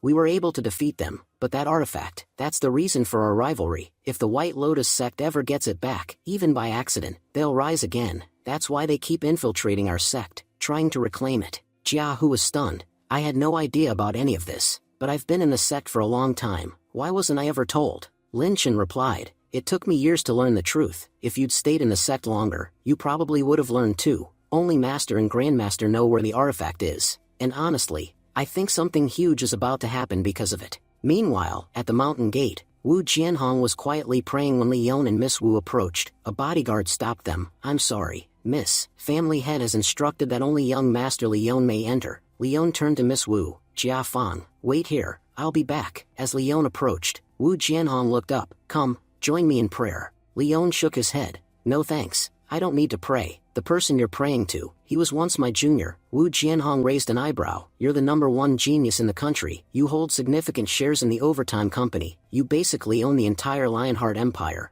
I have to say, Jia Fang chose a very capable man. Leon responded firmly. Let's not waste time with compliments. I'm sure you didn't ask to meet just to praise me. Say whatever you want. Clearly, Wu Jianhong nodded. I spoke to your father. He seems like a great man. I only have one question for you, and once you answer, I'll have no issues with you. What can you give Jiafan that I can't? What will you do to make her truly happy? Leon smirked. The fact that you're asking me that question means you don't know your daughter at all. You've got all the money in the world. You could buy her anything, and yet, You're asking me what makes her happy? Wu Jianhong was impressed. I like your answer. I have no objection to the two of you being together. I only have one request. Resign from the overtime company. You've got enough shares to sit in an owner's seat. Why are you doing grunt work? Everyone knows how dangerous that company is. Most people only work there because of the benefits. You already have all those benefits because of your shares. Don't risk your life for a job. One day, someone stronger than you will show up, and when that day comes, you'll lose. Leon replied confidently, Uncle, I follow my own heart. Right now, I enjoy the work I do with the company. If the day comes when I no longer enjoy it, I'll leave it without hesitation. One thing about me, you won't see me doing things I don't love. Also, I don't really enjoy hearing people's opinions about what I should or shouldn't do. So please don't tell me how to live. Wu Jianhong's tone changed. I'm not requesting anymore. I'm telling you, leave the company. I still hold more power than you within overtime company. Removing you wouldn't be that hard. Leon smiled coldly. That's unfortunate. You clearly have no idea how powerful I really am. If you did, you wouldn't even consider saying something like that. Try all you want, but even the company doesn't have the guts to fire me. At that, Wu Jianhong pulled out his phone and checked the company executive list. His eyes widened when he saw Leon Lionheart listed as one of the top executives. In such a short time, you became a top executive? So you really do have the abilities, but if you won't accept my terms, then I'll have to reconsider this relationship between you and Jia Fang. Leon stood up. Think all you want. I don't care. With that, Leon turned and walked away. Uncle Jianhong began coldly. I came to speak with you politely, but it seems that won't be enough. If you step away from the company now, we'll give the Lionheart family our full support. But if you refuse, then you'll leave me no choice. Our family doesn't take no for an answer. When we want something, we get it, by any means necessary. But Leon's aura suddenly flared, and with an icy stare, he shot back. You should break that habit soon. Because when you're standing in front of absolute power, you won't even have the strength to lift a finger. He stood to leave, but paused one last time. And if you're trying to keep Jia Fang away from me, don't bother. I'm not the one chasing her, she's the one chasing me. He glanced at the guards with disdain. This entire conversation has been a waste of time. If you plan on spouting nonsense like this again, don't ever call me back. As he turned to leave, a bodyguard stepped forward. Our president is still talking. You can't just walk away. I know you're the youngest grandmaster in the country, but I'm no pushover. If you make another move, I'll have to stop you myself. Before he could act, Leon's foot smashed into his chest. One brutal kick and the guard was down, struggling to breathe. You're lucky you carry the Wu family name. That kick should have killed you. Turning back to Uncle, he added coolly, I'll say this just once. Keep your dogs on a leash. No one stands a chance before absolute power. As Leon exited, Jia Fang rushed toward him outside, concern written on her face. What happened in there? Why were you fighting? Leon sighed. Your father asked me to stay away from you. Honestly, I think he was talking more to you than to me. Jia Fang fumed. How many times do I have to tell him? He's getting old and senile. Just wait. I'll straighten him out. Leon smiled faintly and stopped her. No need. He's just worried about you. Let it go. Meanwhile, Master Zhuan Lin and Zhuan Fang were at it again, arguing and dueling as always. Zhuan Lin teased as they exchanged strikes. You're getting rusty, old man. Not as sharp as you used to be. Zhuan Fang grinned, parrying the blow. That's why we share the sex leadership now. If it weren't for me, your bones would have shattered by now. Suddenly, Zhuan Lin halted mid-swing, eyes narrowing. The White Lotus sect. Look there, they're on the move. He stepped forward, ready to engage. I'll go teach them a lesson. Zhuan Fang raised a hand to stop him. No, let the younger generation handle this. We're over 100 years old. Lin, if we keep intervening, the kids will never grow strong. Zhuan Lin nodded thoughtfully. You're right, they're probably here for either the White Lotus artifact, or Leon Lionheart. Zhuan Fang chuckled. Whatever their goal is, they're in for a surprise. If they cross Leon, they'll lose. If they challenge the Genie sect, they'll be torn apart. The two elders went quiet for a moment, until Zhuan Lin realized something. You drank all my divine water, didn't you? You were supposed to leave me half. And just like that, the squabbling resumed. Hidden in the forest nearby, the big dog, leader of the infiltrators, watched the two masters bicker with mild irritation. Unbelievable. Two of the strongest old men in the world, acting like squabbling kids. One of his subordinates leaned over and whispered, Leader, why are we even here? What are we getting out of this? Big Dog turned to him with fire in his eyes. I swear, I've filled this sect with nothing but donkeys. He gestured to the masters. Do you have any idea what you're witnessing? These men have spent a century refining their cultivation. Just being near them is a chance most would kill for. But you underestimate Leon, and you think these masters are irrelevant. He sighed and barked out an order. Two of you stay behind. Monitor the masters closely. If they make a move, report immediately. One cloaked man stepped forward. Leader, if we get the opportunity to kill them while they're tired from fighting, should we take it? Big Dog's tone turned deadly serious. Don't even think about it. Even exhausted, either one of them could slaughter 4 of you before you blink. Just watch them, nothing more. An hour passed. 2 men, Hule and a fellow sect member, remained stationed outside the master's residence. The first man one muttered, "This is getting boring." They stopped fighting and went to bed. "Shouldn't we act now?" Hule stayed silent, his eyes sharp and calculating. The man persisted, "Come on, brother Hu, you've got the strength to possess spirits. Why sit around when you could go after Leon Lionheart yourself? Kill Leon, and our sect will reward us greatly." Leader Big Dog always says not to engage, but if we're so cautious, why even come here? You'll be a hero, you'll return to the Hu family in glory. Hule clenched his fists. "It's not that I fear Leon, I just hate the Hu family politics. That idiot Hu Xing took over leadership, when it should have been me. But no matter, I still carry grandfather Hualong's legacy, his power runs in my veins. With that, I can trap Leon, even if I can't kill him outright, and everyone knows it. Leon Lionheart is the greatest threat to our plan. If I can remove him from the board now, the rest will fall into place." Hule made his way near Leon. He muttered under his breath, calling for Grandmaster Hu Tianlong. He said he needed the elder's power urgently. Within moments, Hu Tianlong appeared, grumbling in annoyance. He snapped, saying, "You've dragged me out in the middle of the night. If this turns out to be something useless, I'll devour you on the spot." Trying to calm him down, Hule explained that his target was a very powerful individual, and that if they managed to trap this person, the rewards would be extraordinary. Hu Tianlong looked intrigued but warned, "If we're just setting a trap, that's easy." But his voice trailed off as he sensed Leon's overwhelming energy. He froze, visibly shaken. With a frown, Hu Tianlong hissed, "Are you trying to get me killed? Going after someone this powerful is nothing but foolishness. He could crush me in an instant. He'll destroy my spirit too." Hule, trying to keep him focused, insisted, "Grandpa, please stay calm. I told you, we're not here to fight him, only to trap him." Still skeptical, Hu Tianlong grumbled, "Fine, but if I'm going to risk it, I need payment. At the very least, bring me 10 bottles of strong old wine. I'm not lifting a finger without that." Hule nodded earnestly and promised, "Don't worry, I'll get you the best quality." Satisfied, Hu Tianlong began preparing the trap. Meanwhile, Jia Fang sighed as she walked with Leon. She said, "You know, my dad always acts this way. Every time I find something I like, he immediately becomes suspicious about it." Leon smiled gently and reassured her, "All fathers are like that. He's not doing it to irritate you. He's just worried. He wants you to have a life without pain or trouble." Just then, Leon stopped walking. Jia Fang asked, confused, "What's wrong? Why did you stop?" Leon looked around cautiously and replied,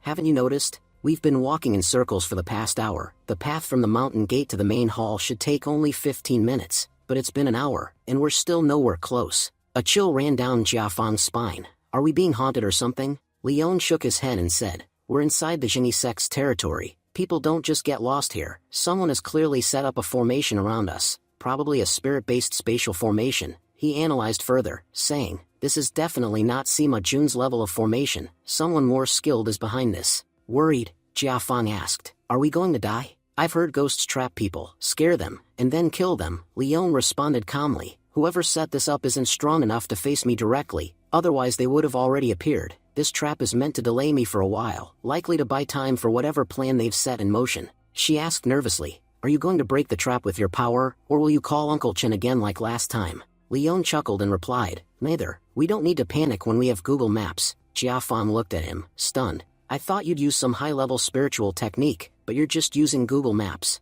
Leon grinned, "Formations affect living beings. They have no effect on electronics. That's why this phone is immune to it. Remember this, science can rival cultivation, as long as you know how to use your brain." He checked the GPS and added, "Yulin shared her current location with me. Now we can get out easily." They continued walking, and Leon pointed toward a thicket, saying, "We need to go through those bushes. It may look like dense forest, but it's actually the exit." Jia Fang groaned, "My feet hurt. You'll have to carry me." Leon rolled his eyes but didn't argue. As they moved ahead, he noted, "It seems like we're climbing a hill, but in reality, it's a flat path hidden within the terrain." Suddenly, Jia Fang noticed Hule running nearby. She gasped, "It has to be him. That scumbag set this trap. I've been walking forever because of him. Let's kill him." Leon remained calm and said, "First, I'm taking you back. We're still inside a trap. If you fall down and get hurt, who's going to explain that to your stubborn father?" While running, Hule muttered, "I hope I don't accidentally run into that guy." Behind him, Hu Tianlong was fuming, "You absolute idiot.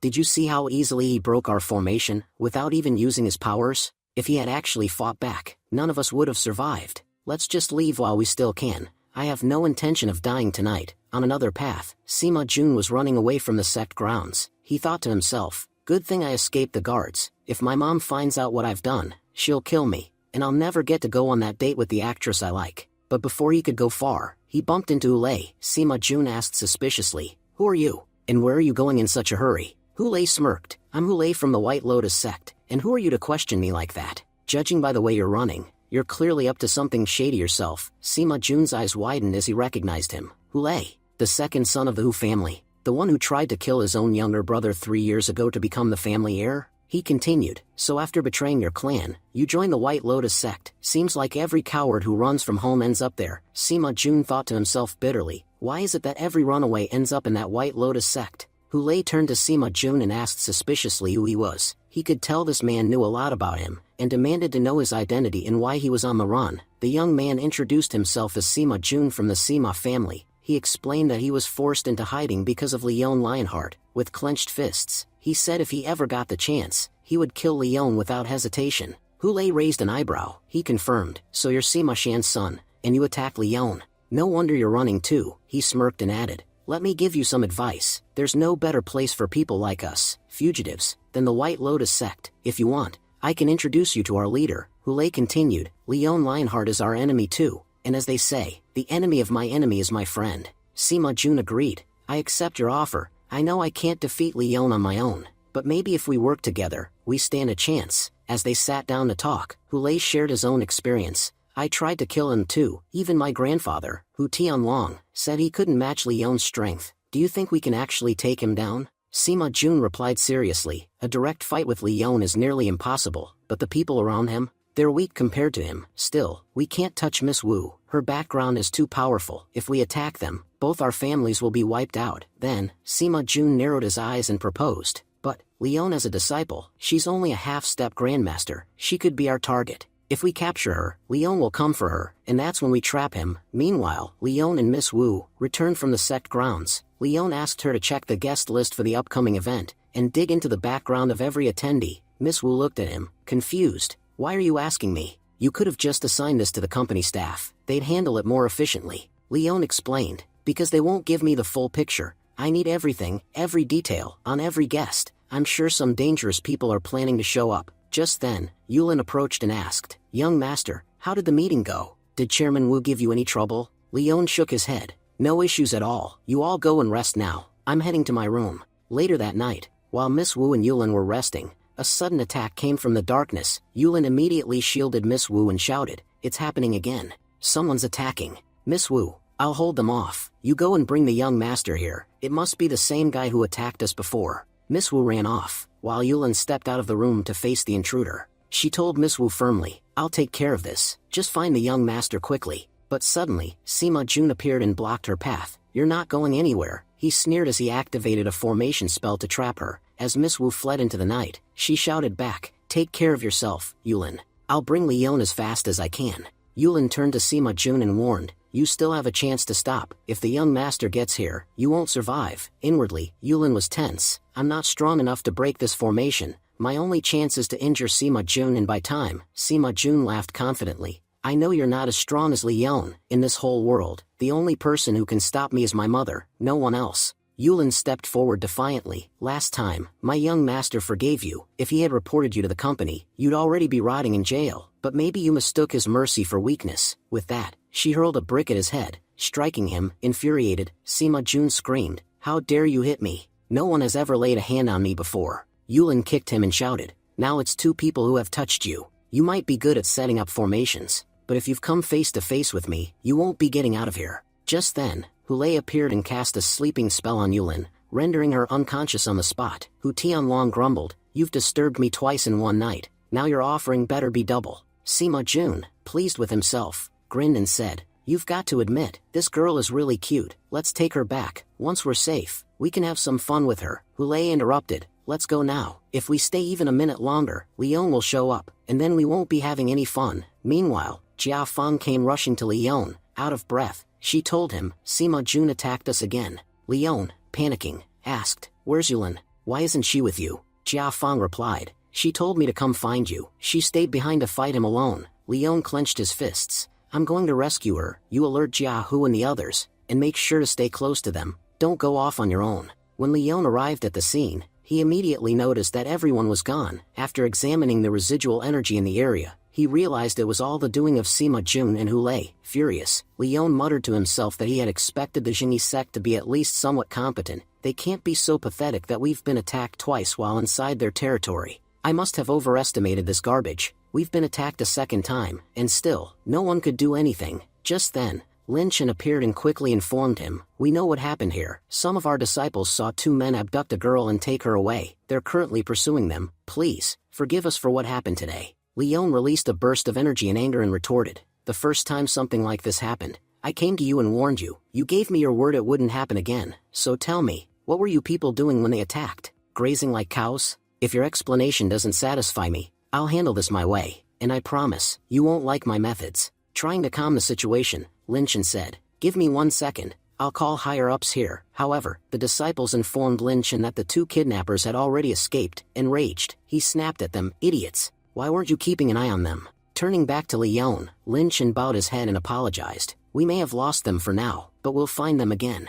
I truly don't understand how they managed to infiltrate our sect twice." Leon stared him down coldly and said, "You're standing here, apologizing to me personally, but I don't want a personal apology. I want to speak directly with the highest authority in your Genie sect. Go call someone who actually has power." Soon after, the Grandmaster and Master arrived. Master Xuanfang contacted Chairman Lucian to inform him of the incident, and pleaded with him to find a way to calm Leon down. Master Xuanfang stepped forward and addressed Leon, "As the heavenly master of this sect, I sincerely apologize to you. I've already discussed everything with your Chairman Lucian. Please don't worry, we'll find Miss Yulin as soon as possible. I swear on the Genie sect's name, we will not let any harm come to her." Leon's expression softened just slightly as he responded, "Because you've sworn on your sect, I'll give you 1 day, find out where Yulin is. But mark my words, if even a scratch appears on her body, I will break the arms and legs of an equal number of your people." Xuanfang bowed his head, "It's our fault. We're ready to take full responsibility. Don't worry, if we said nothing will happen to Miss Yulin, then nothing will happen." At that moment,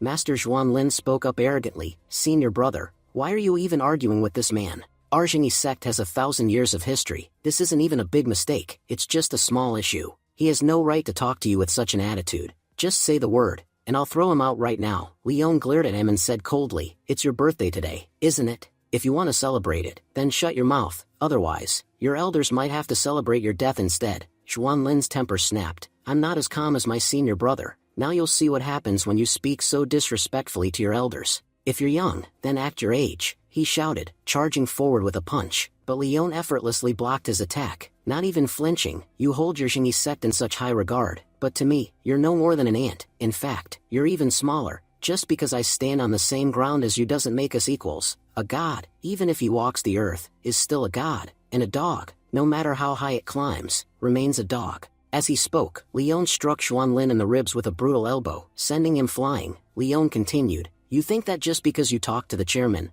I wouldn't take action? This is your final warning. Genie sect, use the time I've given you to find Yulin. If any of you dare to challenge me again, I'll destroy your entire sect within 24 hours. He then turned to Xuanfang, "I trust you, understand what I'm saying." Xuanfang was left shaken. The sheer pressure of Leon's energy had made it difficult for him to even breathe. He thought to himself, "This power, it's terrifying." He wasn't bluffing. There truly is a vast difference between us and him. What happens next will be revealed in the next episode. Thank you for watching and stay tuned.